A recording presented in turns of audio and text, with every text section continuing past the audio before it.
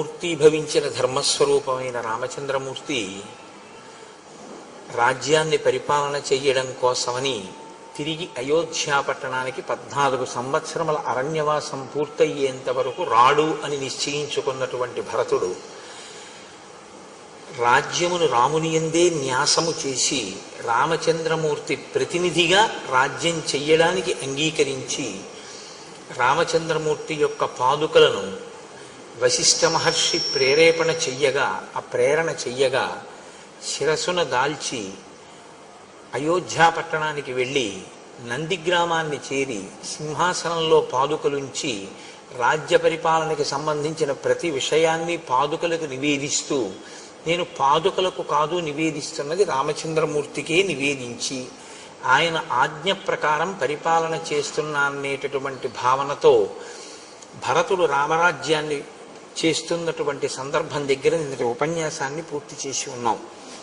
మీరు కొంచెం జాగ్రత్తగా శ్రీరామాయణాన్ని గమనిస్తే రామాయణాన్ని శాసించేటటువంటి వ్యక్తులు వెనక నుంచి శాసించిన వారందరూ కూడా ఋషులే. యథార్థానికి రామచంద్రమూర్తి జననాన్ని శాసనం చేసినటువంటి వారు వశిష్ఠ ఋష్యశృంగాదులు, జన్మించిన తరువాత సీతారాముల యొక్క కళ్యాణాన్ని శాసించిన వారు విశ్వామిత్ర మహర్షి.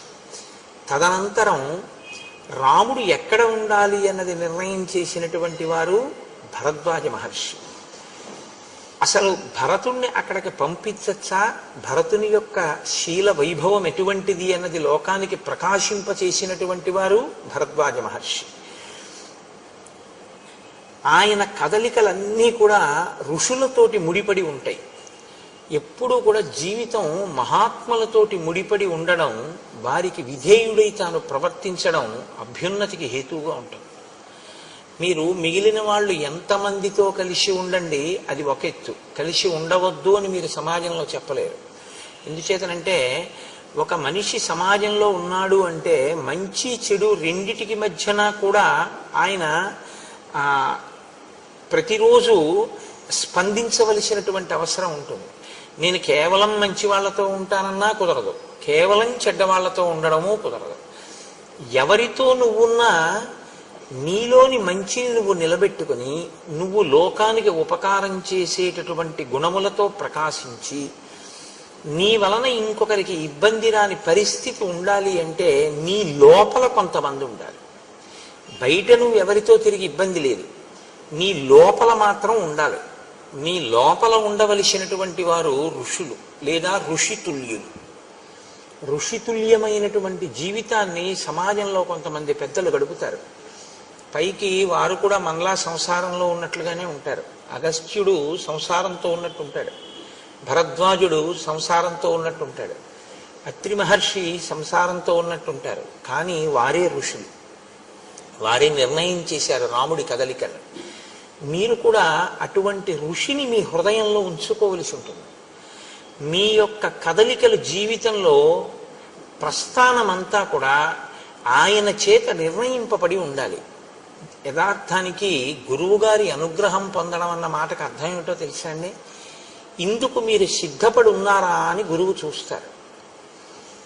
మీరు ఆ స్థితిని పొందారు, గురువుగారి మాటని వేదవాక్కుగా మీరు భావన చేస్తున్నారు అన్ననాడు గురువు మీ జీవిత క్రమాన్ని నిర్ణయం చేస్తాడు. అందుకే మీరు కొంచెం జాగ్రత్తగా గమనించగలిగితే సన్యాసులందరూ గురువులు కాదు, గురువులందరూ సన్యాసులు కాదు. మీరు కొంచెం జాగ్రత్తగా చూడండి నేను అన్న మాటని. సన్యాసులందరూ గురువులు కావలసిన అవసరం లేదు. ఎందుకో తెలుసా అండి? సన్యాసి గురువైతే తనకి తాను బరువు. నేను ఎందుకు ఈ మాట అంటున్నానంటే సన్యాసి అన్న మాటకు అర్థం ఏమిటంటే సత్తు యందు న్యాసము చేశాడు ఆయన. ఆయనకి ఇంకా తను చెయ్యవలసిన పని అన్నది ఆయనకేం లేదు. ఏమీ లేని వాడికి మళ్ళీ మీ గురించి యోగక్షేమాలు ఆయన విచారణ చేయడం మొదలెట్టాడు అనుకోండి, ఆయన మీ యోగక్షేమాలు విచారణ చేసి మీ అభ్యున్నతి గురించి ఆయన ప్రయత్నం చేయడం మొదలుపెట్టారు అనుకోండి, ఆయన మీకు ఆశీర్వచనాలు చేయడం, మీ ఇల్లు బాగుండాలని, మీ వ్యాపారాలు బాగుండాలని, మీ పిల్లల చదువులు బాగుండాలని, మీ పిల్లలకి పెళ్లిళ్ళు అవ్వాలని ఆయన ఆశీర్వచనాలు చేస్తూ కూర్చున్నారు అనుకోండి, అప్పుడు ఆయన సన్యాసం ఏమైంది? కుదరదు. ఆయన లోకం వైపుకి కొంత దృష్టిని మరల్చవలసి వచ్చింది. అలా దృష్టి మరల్స్తే ఎంతవరకు మన అభ్యున్నతి కొరకు దృష్టి మరల్చారో అంతవరకు ఈశ్వరుడి వైపుకి తదేక దృష్టితో ఉండగలిగిన స్థితిని కోల్పోయాడా లేదా? కోల్పోయారు. అందుకే సన్యాసులు అందరూ గురువులు కావాలి అని శాస్త్రం చెప్పదు. కానీ కొంతమంది సన్యాసులు మాత్రం గురువులుగా ఉండాలి. ఎందుకు ఉండాలో తెలుసా? శంకరాచార్యులు వారు చేసిన నిర్ణయంలో ఉన్న అద్భుతం అది. ఎవరుండాలంటే గురువులుగా పీఠాధిపతులు గురువులుగా ఉండాలి. శంకర భగవత్పాదులు కొన్ని పీఠాలు పెట్టారు. ఆ పీఠాధిపతులు సన్యసించి గురువుగా ఉంటారు. ఆ గురువుగా ఉన్నవారు ఏం చేస్తారంటే సనాతన ధర్మమును నిలబెట్టడానికి సమాజాన్ని అటువైపుకి తిప్పే ప్రయత్నం చేస్తారు. మీరు గోశాలలు కట్టండి అంటారు, అక్కడ గోశాలకి నువ్వు విరాళం ఇయ్యి అంటారు. లేకపోతే ఫలానా చోట నువ్వు ఒక యజ్ఞం చెయ్యి అంటారు. చేశారు. మీకు కష్టం వచ్చింది ఎవరికి చెప్తారు? మరి ఆయనకైనా చెప్తారు. ఇప్పుడు మరి మీ అభ్యున్నతికి ఆయన పాటుపడాలా వద్దా? ఆశీర్వచనం చేయాలా వద్దా? కాబట్టి సన్యాసి గురువుగా ఉండవలసిన ఆవశ్యకత ఎవరిదంటే ఒక్క పీఠాధిపతులదే. శంకర భగవత్పాదుల వంటి మహానుభావులు పెట్టినటువంటి పీఠాలకి ఆధిపత్యం వహించినటువంటి వారు సన్యాసమును గురుత్వమును రెండింటినీ రక్షించుకోగలిగినటువంటి దీక్షాదక్షులై ఉంటారు.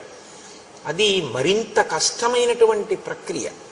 తప్ప సన్యాసి అంటే గురువు అవ్వాలని ఏం లేదు, గురువు అంటే సన్యాసి అవ్వాలని ఏం లేదు. మీరు బాగా గుర్తుపెట్టుకోండి.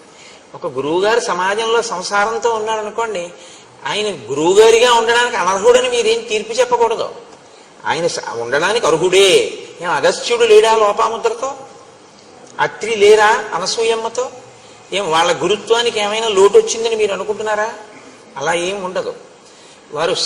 వారు సంసారమునందు ఉండి ఋషిగా జీవిస్తారు. ఒక ఋషి జీవనం ఎలా ఉంటుందో ఆయన జీవనము అలాగే ఉంటుంది. ఇలా ఉండగలిగినటువంటి ప్రజ్ఞ ఉన్న మహాపురుషులు ఉన్నారే, వారు గురువులుగా ఉంటారు. రామచంద్రమూర్తిని మీరు కొంచెం జాగ్రత్తగా గమనిస్తే ఆయన జీవితాన్ని శాసనం చేసిన వాళ్ళందరూ కూడా ఈ ఋషులే.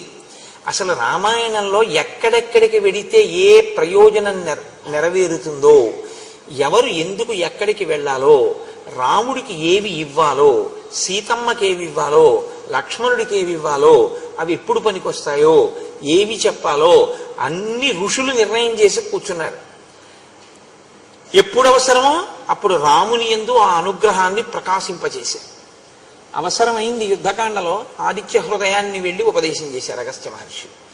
అవసరమైంది అగస్త్య మహర్షి ఆయనకి కావలసినటువంటి ఆయుధాలని ఇప్పించారు. అవసరమైంది భరద్వాజ మహర్షి చిత్రకూటంలో ఉండవలసిన అవసరాన్ని చెప్పారు. ఇలా మీరు కొంచెం జాగ్రత్తగా గమనిస్తే ఋషులతో రామునికి ఉండేటటువంటి అనుబంధం మీకు బాగా ద్యోతకమవుతుంది. నేను అందుకే మీతో తరచూ ప్రస్తావన చేస్తూ ఉంటాను. శ్రీరామాయణాన్ని జరిగిపోయిన కథ అని మీరు చూడకండి. రాముడు ఎవరితో అనుబంధం పెట్టుకుంటూ ఉంటాడు, ఎవరితో మాట్లాడుతుంటాడు. ఎవరు లేకపోతే రాముడు ఉండలేడు, ఎవరు లేకపోయినా రాముడు ఉండగలడు. మిమ్మల్ని చూడమని చెప్తా. మీరు చాలా జాగ్రత్తగా పరిశీలించాలి రామాయణాన్ని. దశరథుడు వెంటపడ్డాడు, నువ్వు లేకపోతే నేను ఉండలేనని. ఉన్నాడా అయోధ్యలో? నువ్వు లేకపోతే నేను ఉండలేనని కౌసల్య వెంటపడింది. ఉన్నాడా అయోధ్యలో? మరి ఎవరు లేకపోతే రాముడు నేను ఇక్కడ ఉండలేనని వెళ్ళిపోయే ఘట్టం ఏమైనా ఉంటుందా రామాయణంలో? ఎక్కడైనా వీళ్ళు లేరంటే అందుకని నేను ఇక్కడ ఉండలేకపోతున్నానండి, నేను ఇక్కడి నుంచి వెళ్ళిపోతానండి అని రాముడు వెళ్ళిపోయినది ఏదైనా ఉందా? అలా వెళ్ళిపోతే రాముడు ఎప్పుడు, లక్ష్మణుడు రాముడిని ఎలా సేవిస్తాడో రాముడు కూడా ఎవరిని చూడకుండా ఉండలేడో వాళ్ళ దగ్గర ఉంటాడని గుర్తు. రాముడు ఎవరిని సేవిస్తున్నాడని మీరు రామాయణంలో పట్టుకుంటారో మీరు కూడా మీ జీవితంలో అలా సేవిస్తూ ఉండాలి. సేవించడం అంటే ఒక మాట గుర్తుపెట్టుకోండి, ఎప్పుడూ శారీరకంగా దగ్గర ఉండడం కాదు, గురువుని మీ మనసులో పెట్టుకోవడం, గురువాక్యాన్ని మీ మనసులో పెట్టుకుని ఉండడం. ఎప్పుడు ఏది చేసినా మనం త్రికరణ శుద్ధిగా గురువైభవానికి మనం దోహదం చేస్తున్నామా, ఆయన మాటని అనుష్ఠాన పర్యంతంలోకి తీసుకొస్తున్నామా, ఇది మీకు మీరు పరిశీలన చేసుకోవలసినటువంటి విషయం. దానికి ఎవ్వరూ న్యాయమూర్తులు ఉండరు, ఉండే అవకాశం ఉండదు కూడా. ఒకవేళ అలా పరిశీలించి చూసి పట్టుకున్నా, పట్టుకోవాలనుకుంటే అది పెద్ద విశేషం ఏం కాదు, పట్టుకుంటారు పెద్దలు. పట్టుకున్నా వారు దాని మీద తీర్పు కూర్చోరు. ఎందుకు కూర్చోరో తెలుసా అండి? వాళ్ళ పుణ్యం పోతుంది. ఆయనకి ఎందుకు? నువ్వు అలా ఉన్నావా లేదా నీ వంతు. ఆయన బాధ్యత ఏమిటి? ఒక మాట చెప్పాడు వినలేదు, రెండో మాట చెప్తాడు. రెండో మాట చెప్పాడు వినలేదు, మూడో మాట చెప్తాడు. మూడో మాట చెప్పాడు వినలేదు, నాలుగో మాట చెప్తాడు. నాలుగో మాట చెప్పాడు వినలేదు, ఐదో మాట చెప్తాడు. ఇన్ని మాటలు చెప్తున్నాడని ఆయన దూరంగా పోయాడు అనుకోండి, ఆయన కర్మ. మీరు ఇది బాగా పట్టుకోవాలండి జీవితంలో. రామాయణ కథ 5 నిమిషాల్లో చెప్పేస్తాను, అది పెద్ద విశేషం కాదు. రామాయణాంతర్గతమై మన జీవిత అభ్యున్నతికి పనికొచ్చే విషయాన్ని పట్టుకోవడంలో మాత్రం ఏమరపాటు చెందకండి. మీరు ఈ భూమి మీద కాదు, ఎక్కడో సముద్ర మధ్యంలో ఉన్నా కూడా గురువుగారి మనసులో ఉన్నారనుకోండి, అది నిజమైన శిష్యుడని గుర్తు. ఆయన శిష్యుడు. ఎందుచేత అంటే గురువు గారిని మనసులో పెట్టుకుని ఉన్నాడు. ఆయనకి పక్కన ఉండక్కర్లేదు. గురువు గారు ఆయనలో ఉంటారంతే, ఎప్పుడూ ఉంటారు. ఆయన ఎప్పుడు అంతేవాసిత్వంతో ఉంటాడు. అది చాలా మహోన్నతమైన స్థితి. రాముడు ఆ స్థితిని పొందాడు. అలా పొందకుండా తిరగడం గురువుగారితో జీవితం ఇంకొకలా ఉండకూడదు. అది దోషభూయిష్టం. దానివల్ల ఏమైనా ప్రయోజనం ఉంటుందని మీరు అనుకుంటారు, కానీ నేను మీకు ఒక సత్యం చెప్పవలసి వస్తే మీకు పాపమే సంక్రమిస్తుంది. ఎందుకో తెలుసా అండి? రుణపడిపోతారు మీరు గురువు గారికి. ఆయన చెప్తున్నది ఒకటి, ఆయన ధార్మిక దృష్టి ఒకటి, మీ అనుష్ఠానంలో అది లేదు. అప్పుడు ఏమవుతుందంటే గురువాక్య ధిక్కార దోషం మీకు పడుతుంటుంది. మీరు జాగ్రత్తగా ఆలోచించండి, అవునా కాదా? కాబట్టి గురుభక్తి అన్న మాటకు అర్థం ఏంటంటే గురువు గారు మీకేం చెప్పారో దాన్ని మీరు అనుష్ఠిస్తున్నారా లేదా, దీనికి మీకు మీరు సాక్షిగా కూర్చోవలసి ఉంటుంది. శ్రీరామాయణం ఇది ఒక అద్భుతమైనటువంటి స్థితిలోకి తిప్పుతుంది. అయోధ్యకాండలో చిట్ట చివర తిప్పినటువంటి మలుపు అనన్య సామాన్యమైన మలుపు. ఇప్పటి వరకు తపోనిష్టాగరిష్ఠులైనటువంటి ఋషులను దర్శింపచేస్తారు మహర్షి. ఇవాళ శ్రీరామాయణ కావ్యంలోనే ఒక పెద్ద మెరుపు, అంత పెద్ద ఆకాశంలో ఒక తటిల్లత, అంటే ఒక మెరుపు మెరిస్తే ఆ మెరుపుతో కూడినటువంటి నల్లమబ్బు ఎంత అందంగా ఉంటుందో. నల్లమబ్బు అందంగా ఉంటుందా అని మీరు నన్ను అడిగారు అనుకోండి, నల్లమబ్బు అందంగా ఉంటుంది. దేనివల్ల అందంగా ఉంటుందో తెలుసా అండి? గుణము చేత అందంగా ఉంటుంది. నల్లమబ్బు నల్లమబ్బుగా అందం కాదు. నల్లమబ్బు యొక్క అందం ఏమిటంటే దాని చల్లతనం నీరు పట్టుకొచ్చి మీ మీద వర్షించేటటువంటి దాని లక్షణం, అది దాని అందం. ఇది ఆంతరమైన అందం మబ్బుది. ఆంతరమైన అందమున్న మబ్బు బాహ్యమునందు కూడా శోభిల్లుతుంది. ఎప్పుడు? ఒక సౌదామిని అంటే ఒక మెరుపు తీగ నల్లమబ్బులో ఇలా ఏర్పడింది అనుకోండి, తళుక్కన ఒక్కసారి కనపడింది అనుకోండి, ఇప్పుడు నల్లమబ్బు అందంగా ఉంటుంది.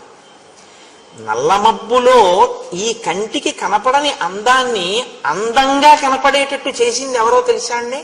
మెరుపు తీగ. అందుకే మంత్రపుష్పం చెప్తే ఓ మాట చెప్తారు చివర, నీలతోయద మధ్యస్థ విద్యుల్లేకే భువాస్వర అని. అదే కారణం. ఆ నల్ల మబ్బు మీద మెరిసినటువంటి మెరుపు తీగతో కూడిన మబ్బు ఎలా ఉంటుందో, భగవంతుని యొక్క గుణములను అనుభవించి అమ్మవారి అనుగ్రహంతో దాని యొక్క వైభవాన్ని నువ్వు గుర్తు పెట్టుకుని లోపల సాకారముగా నిలబెట్టుకోగలిగినటువంటి స్థితిని పొందకపోతే నీవు తరించడానికి మార్గం ఏమైనా ఉందని అనుకుంటున్నావా? నువ్వు ఇప్పటిదాకా వేసిన పూలు, నువ్వు ఇప్పటిదాకా చేసిన పూజ ఇవి కాదు నిజానికి నువ్వు తరించడానికి మార్గం. నాణ్య పంధాయనాయ విద్యతే, తెలుసుకో బాగా. నాణ్య పంధ, ఇంకొక మార్గం లేదు, ఇదొక్కటే మార్గం. ఏదొక్కటే మార్గం? ఇక్కడే ఈశ్వరుడు ఉన్నాడు అని నువ్వు తెలుసుకోవడం ఒక్కటే నీకు మార్గం. ఇక్కడ ఉన్న ఈశ్వరుడి వైపుకి అడుగులు వెయ్యాలి అంటే బయటి అడుగులు ఆగిపోవాలి, లోపలికి అడుగులు ప్రారంభం కావాలి. బయట అడుగులు ఆపి అడుగులు లోపలికి వెళ్ళేటట్టు చెయ్యగలిగిన ప్రజ్ఞ లోకంలో ఉన్నవాడు ఒక్కడే గురువు. అందుకే లలితా సహస్రంలో ఒక నామం ఉంది, అంతర్ముఖ సమారాధ్య బహిర్ముఖ సుదుర్లభ. బయట తిరిగితే దొరుకుతుందా? దొరకదు. అంతర్ముఖం అయితే దొరుకుతుంది. బహిర్ముఖం నీ అంతా నువ్వు అయిపోగలవు, దానికి ప్రజ్ఞే ఉండదు. ఎవడైనా అయిపోతాడు బహిర్ముఖుడు, అది దానికి పెద్ద విశేషం ఏముందండి. అంతర్ముఖుడివికా ఇంద్రియాలు పనిచేస్తున్న చెయ్యని స్థితిలోకి తీసుకెళ్ళి చూస్తాను. నువ్వు ఇలా కళ్ళు మూసు కూర్చుంటే కాలింగ్ బెల్ కొడితే నీకు వినపడకూడదు, ఉండగలవా? అప్పుడు నీ చెవిలోని వినికిడి శక్తి ఏమవ్వాలి? నిద్రలో ఎలా వెళ్ళిపోతుందో అలా వెళ్ళిపోవాలి. ఎక్కడికి వెళ్ళిపోవాలి? మనసు తీసేసుకోవాలి. అప్పుడు తీసుకున్న మనసు ఏం చేయాలి? ఈశ్వర పాదముల దగ్గరికి వెళ్ళిపోవాలి. వెళ్ళిపోతే చూడగలిగిన శక్తిని వెనక్కి తీసుకున్న మనసు దేన్ని చూడాలి? ఈ శక్తితో ఇంకోటి చూడాలి. ఏది చూడాలి? నీలతో యద మధ్యస్థ విద్యుల్లేకే భువాస్వర. మెరుపు తీకతో కూడిన నల్లమబ్బు తళుక్కునొక్కసారి మెరుస్తుంది. చాలాసేపు చూడాలని ఉంటుంది, కానీ మీకు చూడడం కుదరదు. అలా మెరుపు తీగ గంట సేపు ఏమి ఉండదు, ఒక్కసారి మెరుస్తుంది. గురువాక్య శ్రవణము చేత మీ యందు కలిగినటువంటి నిరతిశయమైన భక్తి చేత మీ లోపల మెరిసినటువంటి ఈశ్వర స్వరూపాన్ని ధ్యానమునందు తదేకంగా పట్టుకోవడానికి మీకు గురువాక్యం ఉపకరిస్తుంది, అంతర్ముఖం అవడానికి పనికొస్తుంది. యథార్థానికి ఈ వెనక్కి అడుగులు ఎవరు వేశాడో వాడే తరిస్తున్నాడు. ముందుకి అడుగులు ఎవరు వేస్తున్నాడో అంటే బాహ్యంలో ఎంత పెరుగుతున్నా అది పెరుగుదల కాదు. మీరు జ్ఞాపకం పెట్టుకోండి. అది ఏమిటో తెలుసా అండి? యథార్థంగా చెప్పాలంటే, నేను పరమ సత్యాన్ని మాట్లాడాలి అంటే, మీ పుణ్య క్షయము దాని పేరు. మీ పుణ్యము క్షయమైపోతోందని గుర్తు. పుణ్యం చేస్తున్నారు, క్షయం అయిపోతాం. బాహ్యంలో పెరుగుదల కనపడుతూ ఉంటుంది. అది ఉపకరిస్తుందా అని మీరు నన్ను అడిగారు అనుకోండి, ఈ శరీరంతో ఉన్నంత కాలం పనికొస్తుంది. వచ్చే జన్మలో కూడా ఓ శరీరం పుచ్చుకుంటే సుఖాన్ని ఇస్తుంది. కానీ అసలు ఈ సుఖము దుఃఖము కాదు, నేను ఈశ్వరుణ్ణే చేరాలన్నారు అనుకోండి, ఈ బయట అడుగులు కాదు, లోపలికి అడుగులు కావాలి. లోపలికి అడుగులు కావాలి అంటే ప్రయత్నపూర్వకంగా మీరు బయటి అడుగులు ఆపేయవలసి ఉంటుంది. అనవసరంగా ఎవ్వరితోటి సంఘాన్ని ఆప్ చేయాలి. ఆప్ చేసి అంతర్ముఖత్వాన్ని నేర్చుకోవాలి. బాగా ధ్యానం చేసి లోపలికి వెళ్ళి పట్టుకోవాలి. రామచంద్రమూర్తి యొక్క అనుగ్రహం అంతా అంతే. అది రామాయణ కాలంలో బాగా ప్రకాశిస్తుంది. శ్రీరామాయణ శ్రవణం చేసేటప్పుడు, శ్రీరామాయణ పఠనం చేసేటప్పుడు రామానుగ్రహంతో మీకు ఆ శక్తి పరిఢవిల్లుతుంది, తొందరగా ధ్యాననిష్ట కుదురుతుంది. అందుకని మీరు ఆ కోణంలో రామాయణాన్ని పరిశీలనం చెయ్యండి. ఆ మెరుపు తీగ ఎలా ఉంటుందో ఇవాళ శ్రీరామాయణంలో అటువంటి మెరుపు తీగ ఒకరు వస్తారు. ఆ మెరుపు తీగ ఎవరో, పురుషులు తపస్సు చేయడం, ఋషులు కావడం, భరద్వాజుని వంటి వారు దేవతల్ని కూడా పిలిచి పని చేయించుకోవడం మనం చూసాం. ఒక స్త్రీ ఎంత స్థితికి ఎదిగిందో, త్రిమూర్తుల్ని తన బిడ్డలుగా ఎలా చేయగలిగిందో ఇవాళ మీరు చూస్తారు. అటువంటి మహోత్కృష్టమైనటువంటి ఘట్టాన్ని అయోధ్యకాండ చివరికి తీసుకొచ్చి అక్కడ చెప్పని రహస్యంతో ఇక్కడ సీతారామ కళ్యాణాన్ని సీతమ్మ నోటితో చేయించి పూర్తి చేస్తారు మహర్షి ఇవాళ. అంటే నేను ఇవాళ ఎందుకు చెప్తున్నానంటే, మీరు కథనంతటినీ ఈ కోణంలో వినవలసి ఉంటుంది తప్పించి కేవలం జరిగిపోయిన కథ అని వినవద్దు. ఇప్పుడు భరతుడు వెళ్ళిపోయాడు, శత్రుఘ్నుడు వెళ్ళిపోయాడు, సైన్యం అంతా వెళ్ళిపోయింది, ఋషులు ఆ వచ్చిన వశిష్ఠాది ఋషులు వెళ్ళిపోయారు, తల్లులు వెళ్ళిపోయారు. రాముడు సీతాలక్ష్మణ సహితుడై ఉండిపోయాడు. పూర్వం ఎలా ఉన్నాడో ఇప్పుడు అలాగే ఉన్నాడు. అంటే అంతకు ముందు సీతారామ లక్ష్మణులు ఉన్నారు, ఇప్పుడు సీతారామ లక్ష్మణులు ఉన్నారు. సీతారామ లక్ష్మణులు చిత్రకూటానికి వచ్చినప్పుడు సంతోషంగా ఉన్నారు, రాజ్యం పోయిందని బాధ లేదు. మధ్యలో వీళ్ళందరూ వచ్చి కనపడ్డారు, వెళ్ళిపోయారు, రాముడు సంతోషంగానే ఉన్నాడు. వాళ్ళు వచ్చి వెళ్ళారని రాముడికి ఏం బాధ లేదు, రాజ్యమే వద్దన్నాడు. ఆ బాధ ఉంటే ఎప్పుడో వెళ్ళిపోయి ఉండేవాడు. కానీ ఒక గమ్మత్తు జరిగింది అన్నారు మహర్షి.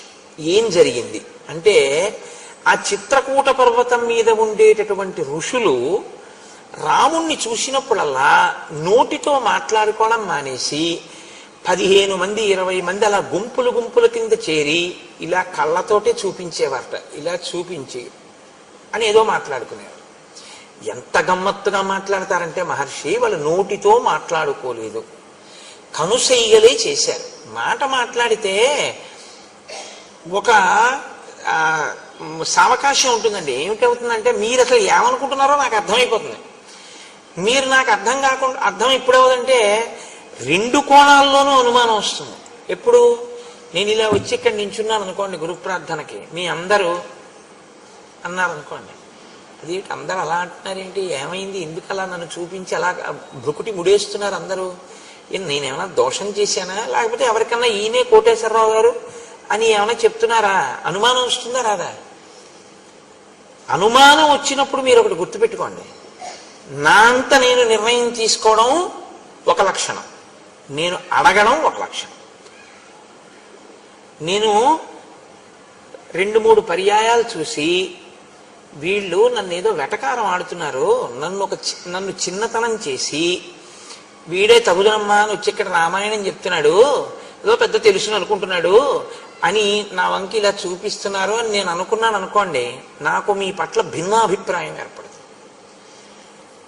దానికి వ్యతిరేకంగా ఈయనే రామాయణం చెప్తున్నాడు, ఎంత బాగా చెప్తున్నాడు అనుకుంటున్నారు వాళ్ళు అని నేను అనుకున్నాను అనుకోండి, అహంకారం వస్తుంది కదా. రెండూ ప్రమాదమే. ఇప్పుడు నేను ఏ ఇబ్బంది లేకుండా మిమ్మల్ని అడిగాను అనుకోండి, ఏమమ్మా ఎందుకు ఇలా అంటున్నారు, ఏమైనా ఇబ్బంది కలిగిందా తల్లి నా వల్ల అని అడిగాను అనుకోండి, అప్పుడు మీరు ఏదో ఒక విషయాన్ని నాకు చెప్పారనుకోండి, మన మధ్య అవగాహన కుదురుతుంది. అంటే విషయాన్ని తెలుసుకోకుండా నిర్ణయానికి వద్దామనుకుంటే అడగక్కర్లేదు, వాళ్ళని నేను అడగడం ఏమిటనుకోవాలి. అలా కాదు, వాళ్ళకి తెలియకపోవచ్చు, మనం కనుక్కుందాం అన్న ఔదార్యం ఉంటే కనుక్కోవాలి. ఇప్పుడు ఇందులో నేను అందుకే మీతో మనవి చేసింది, రామాయణం పైకి కనపడినట్టు ఉండదు, రాముని యొక్క శీలాన్ని చూపిస్తుంటుంది. నువ్వు కూడా ఇలా ఉండాలి జీవితంలో, ఎందుకంటే ఏదో ఒకనాడు మిమ్మల్ని చూపించి అనేది కనపడుతుంది. మీరు కంగారు పడిపోకూడదు, మీకు అయోధ్యకాండ జ్ఞాపకానికి రావాలి. కాబట్టి చూడండి, నైనైర్భృకుటీభిశ్చ రామం నిర్దిశ్య శంకితాః అన్యోన్యముపజల్పంతః శనీశ్చక్రు మిథ కథాః. అక్కడ ఉన్న మునులందరూ రాముణ్ణి కన్నులతోటి, భృకుటీభిశ్చ కనుబొమలతోటి, అంటే అని కనుబొమలు ఎత్తి చూపిస్తున్నారు అని కళ్ళతో చూపిస్తున్నారు. రాముడు చూశాడు, ఒకసారి కాదు 2 సార్లు కాదు, తను వెడుతున్నప్పుడు తను వస్తున్నప్పుడు గుంపులు గుంపులుగా ఇలాగే మాట్లాడుకుంటున్నారు, నోటితో కాదు కనుసైగలతో.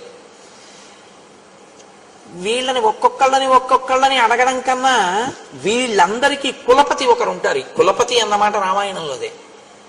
కులపతి అంటే 1000 మంది శిష్యులు ఉన్నవాడు, 100 శిష్యులు ఉన్నవాడు ఎక్కడికైనా వచ్చాడు అంటే చాలా గొప్ప విషయం అది.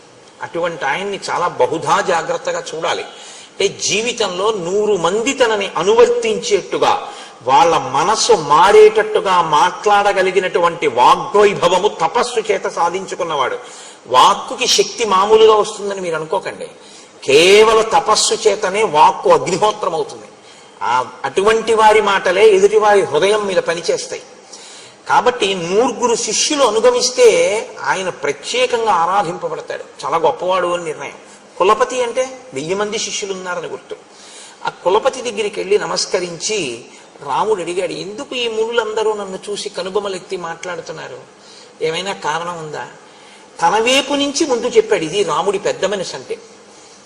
నా భార్య నన్ను అనుగమించి వచ్చింది, ఏమీ తెలియదు, అమాయకురాలు. ఒకవేళ ఆమె వలన మీకు ఎవరికైనా ఏమైనా ఇబ్బంది కలిగిందా? నా తమ్ముడు ఇంకా చిన్నవాడు, నాతో పాటు వచ్చాడు, నా తమ్ముడు ఏమైనా తెలియక అపరాధం చేశాడా? ఒకవేళ అలా జరుగుంటే క్షమించండి, ఏమి జరిగిందో నన్ను చూసి మీరు ఎందుకు అలా అనుకుంటున్నారో నాకు ఒక్కసారి చెప్తారా అని అడిగాడు. ఇది ఎంత వినయం చూడండి. రాముణ్ణి అనుసరించిన వారి యొక్క నడవడి అలా ఉంటుంది. అంటే ఇంకా వినయానికి హద్దుండదు, ఆ వినయం అంత గొప్పగా ఉంటుంది పెద్దల దగ్గర ప్రవర్తించేటప్పుడు. ఆయన అన్నారు, ఏమీ లేదు నాయన, ధర్మాత్మురాలు సీతమ్మ వల్ల మాకు అపచారమా, అసలు ఆ మాట ఊహకే అందదు అన్నారు. లక్ష్మణస్వామి అటువంటి వాడు కాడు. మరి మేమెందుకు ఇలా అనుకుంటున్నామంటావా? నీకు చెప్తాను చూడు. రావణావరజక్కశ్చిత్ ఖరో నామేహ రాక్షస ఉత్పాట్య తాపసాన్ సర్వాన్ జనస్థాన నికేతనాన్. రావణాసురుని యొక్క సోదరుని వరస కలిగినటువంటి ఖరుడనేటటువంటి రాక్షసుడు ఉన్నాడు. ఆయన ఇక్కడికి దగ్గరలోనే ఉన్నాడు. ఆయన తాపసులను వేధించడమే లక్షణంగా కలిగినటువంటి వాడు. దృష్టశ్చ జితకాశీచ నృశంస పురుషాదక అవలిప్తశ్చ పాపశ్చ త్వాంచ తాత నమృష్యతే. ఆయన దృష్టశ్చ, పొగరుబోతువాడు, చాలా విశేషమైన పొగరు. కాబట్టి యువతల వాళ్ళని లక్ష్య పెడదామని ఉండదు. పొగరు అనేటటువంటిది ఎలా ఉంటుందంటే దానికి ఒక ప్రయోజనం ఉండదు. మీరు గుర్తుపెట్టుకోండి, పొగరు అనేటటువంటిది ఏమిటో తెలుసా అండి? ప్రతి చిన్న విషయంలో తను గొప్పవాణ్ణి అనుకుని సంతోషపడిపోతుంటాడు. దానికి పొగరని పేరు. పొగరంటే నేను ఇంకా బాగా మీకు అర్థమయ్యేట్టు చెప్పాలంటే, కారు ఇలా తిరగాలి సందులోకి, అతను సైకిల్ అడ్డంగా పెట్టుకుని నించున్నాడు, కారు తిరుగుతోంది. ఏం చేయాలి? అతను సైకిల్ పక్కకి తీసేయాలి. నేను తీయడం ఏంటి? నేను ఎందుకు తీయాలి? ఎందుకు తీయాలి ఏంటి? తీయాలి, కారు తిరుగుతోంది కాబట్టి నువ్వు తీయాలి. లేకపోతే రెండు గుద్దుకుంటాయి కాబట్టి. కారు పెద్దది, సైకిల్ చిన్నది. కారు తిరగాలంటే సైకిల్ తీయాలి. ఇలా నువ్వు అనుకుంటే తీసేయచ్చు. నే తీయడం ఏంటి? దానికి ఏమైనా అర్థం ఉందా? ఆ కారు ఎవరో, ఆ కారులో ఉన్నవాడు ఎవరో నీకేం తెలియదు, నువ్వెవరో ఆయనకి తెలియదు. వెళ్ళవలసింది కారు, తీయవలసింది సైకిల్. కారును తీసేయడం కుదరదు, ఎందుకంటే అది పెద్దది, తిరుగుతోంది, తిరగాలి, దాని ధర్మం. నువ్వు నించున్నావు, పక్కకి పెడితే వెళ్ళడు. ఒకవేళ మీరు ఏమయ్యా అలా నించోకపోతే కొంచెం పక్కకి తీయచ్చు కదా అన్నారు అనుకోండి, నువ్వు వెళ్ళొచ్చుగా అలా అంటాడు. దానికి పొగరని పేరు. అంటే మీరు ఇక మాట్లాడకూడదు, పోన్లేండి క్షమించండి అనాలంతే. దాన్ని మీరు వాదించకూడదు అలాంటి వాళ్ళతో. ఎందుకో తెలుసా అండి, ఎప్పుడూ మానసికంగా తను గొప్పవాణ్ణి అనుకోవాలనేటటువంటి ప్రయత్నంతో ఉంటాడు. అది తనంత తాను మార్చుకోవాలి. రామాయణం నేర్పుతుంది మనకు. వాడు రాక్షసుడు, వాడికి బాధ పెట్టడమే. కాబట్టి ఇప్పుడు మీరు కారులోంచి దిగి కానీ అద్దం దింపి కానీ మీరు ఏమైనా పక్కకి పెట్టచ్చుగా సైకిలు అని మీరు అన్నారు అనుకోండి, వాడు ఏమంటాడంటే, అలా వెళ్ళలేవా, నువ్వు అంటున్నావేంటి అంట. మాట పెరిగి దాని గురించి నేను ఎందుకు చెప్పడం. కాబట్టి అది పొగరు, అది ఉండకూడదు జీవితంలో. అది చాలా దోషభూయిష్టం అండి. అది దానికి అసలు అర్థమేమి ఉండదు. ఇంకా పరిచయం లేకుండా కూడా ఎంత పొగరుగా ఉంటారో నేను చెప్పలేను. చాలా మందిని చూస్తుంటాం. అది దిద్దబడాలి. నేను అందుకే చెప్తూ ఉంటాను, రామాయణం పెద్దలతో పాటు పిల్లలు కూడా వినాలి. అవగుణములు పోతాయి, వాళ్ళు సంతోషంగా ఉంటారు, సమాజం సంతోషంగా ఉంటుంది. అంటే ముని ఎలా చెప్తున్నారో చూడండి. మునికి దోషం పట్టుకునే లక్షణం ఉండదు, కానీ అవతల వాడి గురించి ఒక నిష్పాక్షికమైన మాట. దృష్టశ్చ జితకాశీచ. వాడికి పని ఏమిటంటే పొగర ఎక్కడుందో అక్కడ నిష్కారణ యుద్ధాన్నది ఆహ్వానిస్తుంది. దానికి ఏం కారణం లేకుండా వాడు గొడవకు వస్తాడు. గొడవకొచ్చేది వాడు ఎందుకంటే ఎప్పుడు వాడు గెలవాలని. కాబట్టి మీరు ఏ మాట అంటే చిన్నబుచ్చుకుని మనకెందుకు వీడితో వెళ్ళిపోతారో అలా వాడు మెట్లు ఎక్కేస్తాడు. మీరు అలా ఎక్కలేరు కాబట్టి చిన్నబుచ్చుకుని వెళ్ళిపోతారు. అదే వాడి గెలుపు. ఎన్ని మాటలు గెలిచాడో అన్ని మాటలు ఉండకూడని రీతిలో ప్రవర్తిస్తూ ఉంటాడు. జితకాశీచ నృశంస. క్రూరుడు. క్రూరుడంటే అవతల వారి బాధ తనకి సంతోష హేతువుగా బతికేటటువంటి వాడు. పురుషాదక. మనుష్యుల్ని తింటూ ఉంటాడు, వాడికి అదొక లక్షణం. అవలిప్తశ్చ. విపరీతమైనటువంటి గర్వం. ఇవన్నీ మనసులో పెట్టుకుని నా అంతవాణ్ణి నేను అనుకుంటూ ఉంటాడు ఎప్పుడు. పాపశ్చ. పాపశ్చ అంటే వాడు ఈశ్వరుడి వైపుకి అడుగులు వెయ్యకుండా వీడు చేసిన ఈ పనులే వాడికి ప్రతిబంధకంగా వస్తాయి. ఇది ఎక్కువైతే ఏమవుతుందో తెలుసా అండి, రామాయణంలో మీరు అది పట్టుకోవాలి. పాపం పెరుగుతూ ఉంటే మీరు భగవంతుడి వైపుకి వెళ్ళి మనసు మార్చుకున్నారా, పాపం తరిగి ఈశ్వరుడి వైపుకి వెడతారు. మీరు ఈశ్వరుడి వైపు అడుగులు వేయకుండా పాపాన్ని పెంచుకున్నారా, ఈశ్వరుడి చేతిలో నిహతులవుతారు. అప్పుడు ఏం చేయాలంటే ఈశ్వరుడికి ఇంకొక మార్గం ఉండదు, కాబట్టి పడగొట్టేస్తాడు. వీడు మారట్లేదు, నేనేం చేయను, ఇంక ఉపాధి ఇచ్చినందుకు చేస్తున్నాడు ఈ అల్లరి, కాబట్టి ఉపాధి తీసేయాలి. ఇప్పుడు మీరు పిల్లాడిని ఆడుకోరా అని చెప్పి ఏదో చిన్న ధనస్సు, ప్లాస్టిక్ ధనస్సు ఇచ్చారండి, వాడు అది పెట్టి అందరినీ కొడుతున్నాడు. ఇంటికి ఎవరో పెద్ద మనుషులు వచ్చారు, మీరు సంతోషంగా అయ్యా మంచినీళ్ళు తాగుతారా అని లోపలికి వెళ్ళారు. వచ్చిన ఆయన వేదం చదువుకున్న ఘనాపాఠి. ఇంటికి వచ్చారు, మీరు లోపలికి వెళ్ళారు, ఆయన ఏదో కళ్ళు మూసుకుని మంత్రం చేసుకుంటున్నారు. వీడు వచ్చి ఆ ధనస్సు తిరగేసి ఆ ప్లాస్టిక్ ధనస్సు పెట్టి ఆయన కొట్టాడు తొడ మీద. ఆయన ఘనాపాఠి, ఆయన వేదం చదువుకున్నవాడు, ఆయనకి తెలుసు. ఆయన నవ్వేసి తప్పు నాన్న అలా కొట్టకూడదు అన్నారు. మీరు చూసారు, ఏం చేస్తారు ఇప్పుడు? కొట్టకని బోధ చేస్తారా, ముందు ధనస్సు లాగేస్తారా? చెప్పండి నాకు. తీసేస్తారు ముందు పిల్లాడి చేతిలోంచి. ఈశ్వరుడు కూడా అంతే. ఇది వీడికి ఇచ్చాను కాబట్టి వీడి ఇలా బాధ పెట్టేస్తున్నాడు, కాబట్టి తీసేస్తాను, ఇంకా తప్పదని తీసేస్తాడు. అదే పాపమును తీయడానికి ఈశ్వరుడు రావడం అన్న మాటకు అర్థం అది. నువ్వు పెంచుకుంటూ పోతే నిన్ను తీసేయడం వినా మార్గం లేని స్థితి వస్తుంది. నువ్వు ఏదైనా అడ్డు పెట్టుకుని విపరీతంగా అహంకరిస్తే దాన్ని తీసేయడం వినా ఈశ్వరుడికి ఇంకో మార్గం లేకుండా పోతుంది. ఇది ఎప్పుడూ చాలా జాగ్రత్తగా జ్ఞాపకం పెట్టుకోవాలి. ఇంకో పెద్ద ధనస్సు, ఇంకో 4 బాణాలు కూడా ఎప్పుడు ఇస్తాడు తండ్రి గారు? తాతగారండి ఇంటికి ఎవరో పెద్దలు వచ్చారు, బాణం అక్కడ పెట్టేసి ఆయన కాళ్ళకి దండం పెట్టాను తాతగారండి అన్నాడు అనుకోండి, మనవడు ఏది అడిగినా కొనిస్తాడు తాతగారు. ఇంకో తుపాకీ కూడా బొమ్మ కూడా కొనిచ్చిస్తాడు. ఎందుకని? ఇంటికి గణాపాటి గారు వస్తే కొట్టడు, వాడు దండం పెడతాడు. వాడికి తెలుసు, యుక్తాయుక్త విచక్షణ తెలుసు. కాబట్టి ఎవరికి ఇస్తాడు ఈశ్వరుడు? ఎవడు ఈశ్వరుడు చెప్పినట్టు వాడతాడో విభూతిని వాడికి ఇస్తాడు. ఎవడు ఈశ్వరుడు ఇచ్చిన దాన్ని ఈశ్వరుడు చెప్పని దానికి వాడుతున్నాడో వాడికి ఆ విభూతి తీసేస్తాడు. దీన్ని మీరు గుర్తు పెట్టుకోవడమే పాపము అని పేరు. అది అవతల పెరుగుతుంది, పెరగడం అని పడిపోవడానికి. రాముడితో చెప్తున్నాడు ఈ విషయాలు. కాబట్టి కరుడు ఎవరి చేతిలో పడిపోతాడు? రాముడి చేతిలోనే పడిపోతాడు. తర్వాత అరణ్యకాండ వచ్చేస్తోంది, రేపటి నుంచి పడిపోతాడంతే. 14,000 మంది వచ్చినా ఒక్కడే పడగొట్టేస్తాడు. ఈశ్వరుడు ఒక్కడ చాలు పడగొట్టేయడానికి, ఎంతమందినైనా పడగొట్టేస్తాడు ఆయన. ఎందుకంటే ఆయన అఖిలాండ కోటి బ్రహ్మాండ నాయకుడు. ఆయనది చెయ్యగలడన్న భయంతో నువ్వు బతకడం భక్తి అని పేరు. అది లేని విచ్చలవిడితనం ప్రమాదమునకు హేతువై ఉంటుంది. కాబట్టి అవలిప్తశ్చ పాపశ్చ త్వాంచ తాత నమృష్యతే. నాయన, ఈ కారణం చేత మేము ఇక్కడ ఉండకుండా బయలుదేరాలి అనుకుంటున్నాం. తర్వాత అతను నీ ఉనికిని సహించలేకపోతున్నాడు. ఎందుకో తెలుసా? నీవు క్షత్రియుడవు, నువ్వు కావాలి అని ఇంతమంది వచ్చి రాజ్యపాలన చేయమని అడుగుతున్నారు.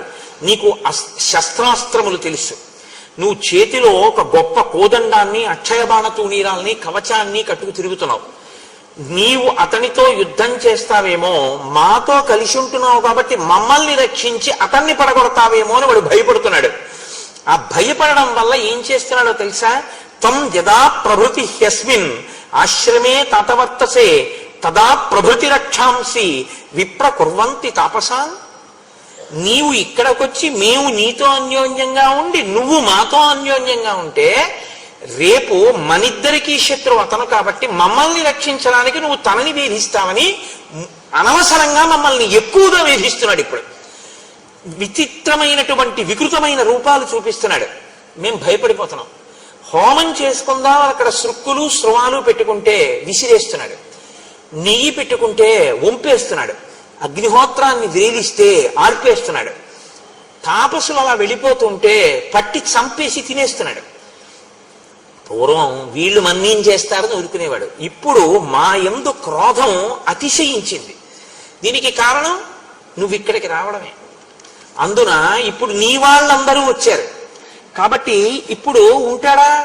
అసలు ఊరుకోడు. మమ్మల్ని అందరినీ ఇలా వరుసగా చంపేస్తున్నాడు. అందుకే నువ్వు ఇక్కడుండు, మేము ఇంకో చోటుకి వెళ్ళిపోతాం. నువ్వు వెళ్ళు, నువ్వు వచ్చాక మాకు ఇబ్బందులు వస్తున్నాయని మేము అనం. ఎందుకో తెలుసా? ఇది మర్యాద అన్నమాట. మనమైతే కోర్టులో కేసులన్నీ ఏమిటంటే ఇది నాది, ముందు నేను వచ్చాననే గొడవలు. మునుల గొప్పతనం ఏంటంటే నువ్వు వచ్చావు, ఉండు, మేము వెళ్ళిపోతాం ఇక్కడి నుంచి. ఇతరుల ప్రశాంతత కోరుకుంటారు తప్ప తమ అధికారాన్ని వాళ్ళు కోరుకోరు. వాళ్ళని మునులు అంటారు. మౌనంగా ఉండి ఎప్పుడూ ఈశ్వర విషయాన్ని మననం చేస్తారు కాబట్టి వాళ్ళకి ముని అని పేరు. కాబట్టి మేము వెళ్ళిపోతాం నాయన ఇక్కడి నుంచి అని అన్నారు. ఆయన ఇంటికి వాళ్ళందరూ వేరే చోట కందమూలాలు దొరుకుతాయి, అక్కడికి మేము వెళ్ళిపోతాము అని చెప్పి వెళ్ళిపోయారు. కానీ రాముడుట వాళ్ళు వెళ్ళిపోతే ఉండలేకపోయాట. ఇది మీరు పట్టుకోవాలి. మిగిలినవి ఏమి పోయినా ఉంటాడు, ఋషులు లేకపోతే ఉండలేకపోయాట. ఎందుకు అంటేట తనన్నా వాళ్ళ ఆశ్రమానికి వెళ్ళి కూర్చునేవాట, వాళ్ళన్నా రాముడి దగ్గరికి వచ్చేవాట. ఎందుకండి? ఏముంటుంది వాళ్ళకి? వాళ్ళ దగ్గరికి వెళ్ళి మంచి విషయాలు అడిగి తెలుసుకునేవాడు. లేదా వాళ్ళందరినీ పిలిచి కూర్చోపెట్టి కందమూలాలు పెట్టి వాళ్ళందరినీ 4 మంత్రాలు చదవమని 4 మంచి మాటలు వాళ్ళ దగ్గర వినేవాడు. అటువంటి వాళ్ళు దగ్గరుండి వాళ్ళ మంచి మాటలు వినకపోతే నేను ఒక్కడినే ఏదో 14 ఏళ్ళు పూర్తి చేసేయడానికి అడవిలో ఉన్నానంటే అడవిలో ఉన్నానడానికే. అటువంటి మహాత్ముల సంగము చేత నా బుద్ధిని నేను బాగా పదును పెట్టుకోవాలి. అందుకని వాళ్ళు లేకుండా నేనుంటే ప్రయోజనమే ఉంటుంది. ఎవరు ఉండకూడదో వాడు ఉన్నాడు, వాడికి నాకు యుద్ధం తప్ప ఇక్కడ ఉండడం వల్ల ప్రయోజనం ఏమిటి? కాబట్టి నేను కూడా వేరొక చోటుకి వెళ్ళిపోతాను. ఈ నిర్ణయం తీసుకున్నట్ట. కాబట్టి బాగా జ్ఞాపకం పెట్టుకోండి, జీవితంలో మీకు అనుబంధం అన్నది ఎప్పుడూ ఎవరితో ఉండాలి? మానసికంగా ఇలా సిద్ధపడి ఉండాలి. ఎప్పుడు ఋషులతోడి సంగముతో ఉండాలి మనిషి. ఋషులతోటి సంగం అంటే ఎవడు వేదాన్ని నమ్మాడో, శాస్త్రాన్ని నమ్మాడో, ఎవడు నిజంగా ఈశ్వరుణ్ణి చేరుకునేటటువంటి ప్రయత్నంలో జీవనాన్ని చేస్తున్నాడో అటువంటి వాడితోటి సంగము నీ జీవితాన్ని కూడా ఉద్ధరిస్తుంది తప్ప ఆయన్ని వదిలేసి మిగిలినవన్నీ మీరు పక్కనెట్టుకున్నా ఉపయోగం ఉండదు. మిగిలినవన్నీ వదిలేసి ఆయన్ని పట్టుకుంటే మీరు వద్దన్నా కూడా మీకు మళ్ళీ వచ్చేస్తాయి. ఎందుకంటే మార్గం అది గొప్పది కాబట్టి అది తీసుకొస్తుంది. ఇవన్నీ పట్టుకుంటే అది దూరం చేసుకుంటే ఉంటాయని నమ్మకం ఏం లేదు. నువ్వు పట్టుకున్నా ఉంటాయని నమ్మకం లేదు. దశరథుడు పట్టాభిషేకం చేస్తానంటే అయింది అంటే అవదు. కాబట్టి రామాయణం చిట్ట చివరిలో తీర్పు చెప్తోంది రాముడి కదలికలో. మీతో అన్నాను కదా, ఆయనం అంటే కదలిక, రామాయణం అంటే రాముడి కదలిక. రాముడి కదలికలు ఎలా ఉంటాయో మీరు పరిశీలనం చేయడం రామాయణం చదువుకోవడం తప్ప. రామాయణం చదువుకోవడం అంటే ఇటుపక్క శ్లోకాలు ఇటుపక్క తాత్పర్యాలు చదివేసుకోవడం కాదు. ధ్యాననిష్టతో రామాయణాన్ని పరిశీలనం చేయడం, బాగా గమనించడం, ఏ శ్లోకంలో ఏ మాట ఎలా ఉంది, ఆ మాట మన జీవితంలో మనం ఎలా అన్వయం చేసుకుని దిద్దుకోవలసి ఉంటుంది అన్నది మీరు పట్టుకుంటే రామాయణం మిమ్మల్ని చెక్కుతుంది. పట్టుకోకుండా రామాయణాన్ని రామాయణంగా ఓసారి ఇటు శ్లోకాలు ఇటు ఇది చదవడం అనేటటువంటిది ఎలా ఉంటుందో తెలుసా అండి? ఏదో నోటికి అలవాటు పడిపోయి ఏదో తిప్పేస్తుంటే ఎలా ఉంటుందో అలా ఉంటుంది. దానికి ఏమీ అర్థం ఏమి ఉండదు, ప్రయోజనం ఉండదా అంటే ఉంటుంది, కానీ నీ మనస్సు మీద ప్రభావం చూపిస్తుందా అంటే నేను ఆ హామీ ఇవ్వడం చాలా కష్టం, అలా చెప్పడం కుదరదు. అలా చదవగా ఏమైనా మరి అలా చూసే అదృష్టం ఏమైనా రామచంద్రమూర్తి కల్పిస్తారేమో అని నేను అనవలసి ఉంటుంది అంతే. కాబట్టి ఇప్పుడు రాముడు సీతాలక్ష్మణ సహితుడై, ఇక్కడ ఋషులు లేరు కాబట్టి ఇక్కడ మనం ఎందుకు అనవసరం ఉండడం, కాబట్టి మనం వేరొక చోటుకి వెళ్ళిపోతాం. ఆ ఋషులు అన్నారు నువ్వు కూడా మాతో వస్తే వచ్చేసే అన్నారు. కానీ ఇప్పుడు ఆ ఋషులతో రాముడిడితే అదే ఇబ్బంది వస్తుంది మళ్ళీ. రాముడు అన్నాడు మీకు ఎందుకు, నేను మిమ్మల్ని రక్షిస్తానన్నాడు. వాళ్ళు అన్నారు ఎందుకులే ఇబ్బంది అన్నాడు. రక్షించడం అంటే ఏమిటండి? వాళ్ళతో యుద్ధం. వాళ్ళతో యుద్ధం చేసిన తరువాత జయాపజయములు విధి నిర్ణీతములు.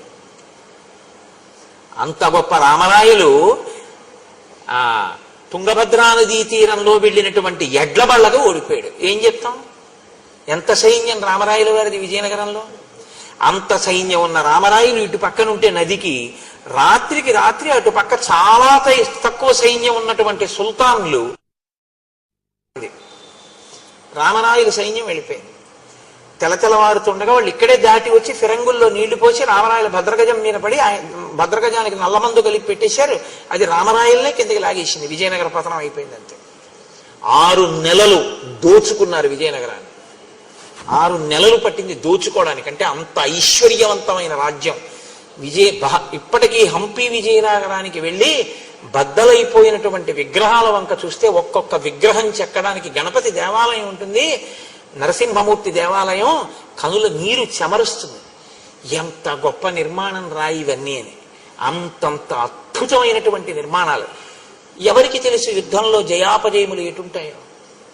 జయాపజయములు విధి నిర్ణీతములు. కాబట్టి మనం ఇప్పుడు సరే అయితే నువ్వు యుద్ధం చేయవాడు చచ్చిపోతారు, మనం కలిసి ఉందామని మనకెందుకు? మనం సర్వభూత హితేరత, అన్ని భూతముల యొక్క ప్రేమ కోరుకున్నాను. నువ్వు మాతో వస్తావా? మా ప్రారంభం ఎలా ఉంటే అలా జరుగుతుంది. నువ్వు రావా? మేము బయలుదేరిపోతాం. నువ్వు ఇక్కడ ఉండడమా ఉండకపోవడమా నీ ఇష్టం. రాముడో ఉండలేడు, వాళ్ళు చెప్పినా వినలేదు. కానీ తనకిప్పుడు మార్గం ఏమిటి? ఋషులున్న ఇంకొక ప్రదేశానికి వెళ్ళిపోవడం. కాబట్టి ఇప్పుడు ఆయన కూడా విడిచిపెట్టేశాడు పర్ణశాలని. ఆయన విడిచిపెట్టేశాడంటే మీరు ఒకటి గుర్తుపెట్టుకోండి, సీతమ్మ ఏమనాలండి? వాళ్ళు వెళ్ళిపోతే వెళ్ళిపోయారు, మనకెందుకంటే హాయిగా ఏదో చక్కగా మంచి తేనె దొరుకుతోంది, పళ్ళు దొరుకుతున్నాయి, సుఖంగా ఉంది, ఏదో అయిపోతుంది, పక్కనే భరద్వాజాశ్రమం ఉంది కొద్ది క్రూసుల దూరంలో, ఏదో అయిపోయింది అంతేగాని ఎందుకంటే ఇప్పుడు మళ్ళీ ఇక్కడి నుంచి ఇల్లు మారడం ఏం వద్దు అనాలి. ఆవిడ అలా అనలేదు. రాముణ్ణి అనుగమించింది. అనుగమించడం గొప్ప భర్తని. ఏ సేవకొచ్చాడో ఆ సేవకు అలాగే ఉంటాడు లక్ష్మణమూర్తి. రాముడు చెప్తాడు, వాళ్ళు వింటారు. కాబట్టి ఇప్పుడు బయలుదేరారు. ఆయన ఇంకొక కారణం కూడా చెప్పాడు. ఇక్కడికి కౌసల్య, సుమిత్ర, కైక, భరతుడు, శత్రుఘ్నుడు, సైన్యం, వశిష్ఠాది మహర్షులు అందరూ వచ్చారు. అందుకని ఇక్కడ ఉంటే నాకు వాళ్ళు జ్ఞాపకానికి వస్తున్నారు ఎక్కువగా. రెండు, ఇక్కడికి వచ్చినటువంటి సైన్యంలో ఉన్న జంతువులన్నీ మలమూత్రములను విసర్జించి ప్రదేశం అంతా శౌచాన్ని కోల్పోయింది. కాబట్టి వేరొక ప్రదేశానికి వెళ్ళిపోదాం అన్నాడు. బయలుదేరి వాళ్ళు మార్గమధ్యంలో వెడుతుండగా అత్రి మహర్షి ఆశ్రమానికి వెళ్ళారు. మీరు బాగా గుర్తుపెట్టుకోండి, ప్రయత్నపూర్వకంగా మీరు మహానుభావులు ఉన్న ప్రదేశాన్ని తొక్కడం మీ అభ్యున్నతికి హేతు అవుతుంది, తెలిసి కానీ తెలియక కానీ. వేరే ఈశ్వరుడు ఎక్కడో ఉండడండి. గుళ్ళో ఈశ్వరుడు ఉంటాడు అన్న మాట యథార్థమే, కానీ అసలు నిజంగా ఈశ్వరుడు ఎక్కడ ఉంటాడో తెలుసా? మీరు బాగా గుర్తుపెట్టుకోండి. ఇక్కడ నిరంతరము ప్రతి ఊపిరిలో ఆయన్ని ఆరాధిస్తున్నటువంటి వ్యక్తి ఎక్కడ కూర్చుంటాడో, ఎక్కడ నించుంటాడో, ఎక్కడ తిరుగుతాడో ఆయన వెంటనే తిరుగుతూ ఉంటాడు ఈశ్వరుడు ఎప్పుడు. రాముడు ఎక్కడ ఉంటాడని చెప్తారో తెలుసా అండి శాస్త్రంలో? రామచంద్రమూర్తిని నమ్ముకుని బతుకుతున్నవాడు ఎక్కడ ఉంటాడో రాముడు అక్కడే ఉంటాడు. పక్కనే ఉంటాడట ధనుర్ధరుడే. ఆయన కూర్చుంటే కూర్చుంటాడు, ఆయన నించుంటే నించుంటాడు, ఆయన ఎడుతుంటే పెడతాడు, ఆయన వస్తే వస్తాడు. ఆయన పడుకుంటే తను ఇలా కూర్చుంటాట గుమ్మం ముందు. ఎందుకంటే ఆయన నీకు ఇబ్బంది ఎవరైనా కల్పిస్తారేమో అని. రామచంద్రమూర్తి తనని నమ్మిన వాళ్ళని రక్షించడానికి గడప ముందుకొచ్చి కూర్చుని ఉంటాడు అని. అందుకే రాముణ్ణి నమ్ముకున్న రామభక్తులు ఎక్కడుంటారో అక్కడే సీతారామ లక్ష్మణులు, హనుమ కూడా ఉంటారు. మీరు బాగా జ్ఞాపకం పెట్టుకోండి, నేను మీకు సత్యం చెప్తున్నాను. ఇది తులసీదాస్ గారి జీవితంలో నిజమైందండి. తులసీదాస్ గారు రామదర్శనం అవ్వాలనుకుంటూ పడుకున్నారు. పడుకుంటే దొంగ వచ్చి కన్నం వేసి లోపలికి వెళ్ళి ఆచమన పాత్ర అవి ఏవో దొరికాయి. మూట కట్టుకుని బయటికి వద్దాం అనుకున్నాడు. తల బయట ఎట్టాడు. రామలక్ష్మణులు ఇద్దరు కోదండాలు అట్టుకుని నించున్నారు. నేను నమ్ముకున్నవాడి సొత్తు ఎత్తుకుపోతావా నువ్వని. ఆయన వాళ్ళు వెళ్ళిపోతారు కదా అని వెనక్కి వచ్చాడు. తెల్లవారే వరకు తల బయట ఎడుతున్నాడు, లోపల ఎడుతున్నాడు, తల బయట ఎడుతున్నాడు, లోపల ఎడుతున్నాడు. రామలక్ష్మణులు ఇద్దరు అలాగే ఉన్నారు కన్నం బయట. తులసీదాస్ గారి తెల్లవారింది, నిద్ర లేచి లోపలికి వచ్చారు. దొంగలు ఇద్దరు మూట కట్ట కూర్చున్నారు. మీరెవర్రా నాయన ఇలా కూర్చున్నారన్నారు. ఆయన ఏం లేదు, బుద్ధి గడ్డి దీని వచ్చానులే, ఏదో ఆచమన పాత్ర మూట కట్టాం అంటే మరి పట్టుకుపోయారా అన్నాడు ఆయన. మహాత్ములైన వారి లక్షణం అలా ఉంటుంది. వాళ్ళు పోతాయనేం వెంకట్టుకోరు, పోతే ఈశ్వరుడు తీసుకెళ్ళాడంటారు. ఎక్కడో ఇంకా అవసరం ఉందన్నమాట. స్వతంత్రంగా భావించాడు నా తండ్రి, వీడిదైతే ఏం అనుకోడు, మనం పట్టుకెళ్ళచ్చు అని చెప్పి, నా వస్తువు మీ వస్తువే అంటారు చూడండి కొంతమంది. మీదిగా వాడుకోండి, అలా నాకు అస్తమానం చెప్పకండి, నేను తీసుకెళ్తానని అంటారు. అలా మా మోహన్ రావు గారు ఉన్నారు కాకినాడలో, ఆయన అంటూ ఉంటారు, అది మోహన్ రావు ఒకసారి కారు పంపించండి అనకండి. అలా అంటారేంటి? అది మీ కారే, మీ కారు నేను వాడుకుంటున్నాను, కారు పంపించండి, శాసించండి, అంతేగాని మీ కారు అని అనకండి గురుగారు అంటారు. అలా ఉంటారు కొంతమంది. అంటే మరి ప్రేమ అలా ఉంటుంది. అలా ఆ రాముడు తన వస్తువులో భావిస్తాడు.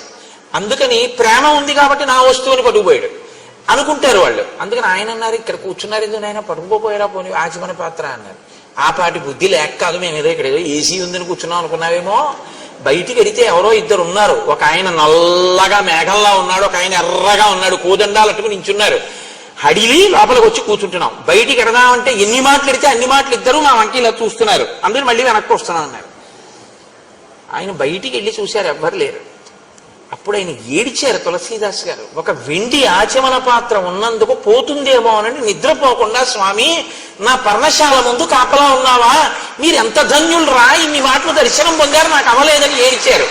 నేను అందుకే మీకు మనవి చేశాను, ఎవడు రాముణ్ణి నమ్మాడో వాడు ఉన్న చోట రాముడు ఉంటాడు తప్ప ఇంకొక చోట రాముడు ఉంటాడని మీరు అనుకోకండి. రామ భక్తులు ఎక్కడున్నారో అక్కడే సీతారాములు ఉంటారు. ఆయన రావడం కన్నా ముందు వాళ్ళు వస్తారు, మీరు గుర్తు పెట్టుకోండి. ఆయన వెళ్ళిన తరువాత బిక్కమొహాలు వేసుకుని వెళ్ళిపోయాడు, ఇక్కడ తిరిగేవాడని ఆయన వెంట వెళ్ళిపోతారట వాళ్ళు. అంత ప్రేమగా ఉంటారు వాళ్ళు. మీకు ఇది ప్రత్యేకించి రామావతారంలో మెండుగా కనపడుతుందండి. త్యాగరాజస్వామి వారి విషయంలో కనపడింది, రామదాస్ గారి విషయంలో కనపడలేదండి. భద్రాచలంలో గంజిగుంటలో పడిపోయినటువంటి పిల్లవాడి శవాన్ని ఉడికిపోయిందాన్ని తీసుకెళ్లి రాముడి దగ్గర పెట్టి నువ్వు ఇచ్చిన కొడుకు ఇవ్వాలనుకుంటే ఇయ్యి, లేకపోతే నీలో కలిపేసుకో. అంతరాలయంలో పెట్టి తలుపులేసి రామనామ భజన చేశాడు ఆయన. రఘురాముడు పిల్లవాడు పరిగెత్తుకుంటూ వచ్చి తండ్రి ఒళ్ళో పడుకున్నాడు.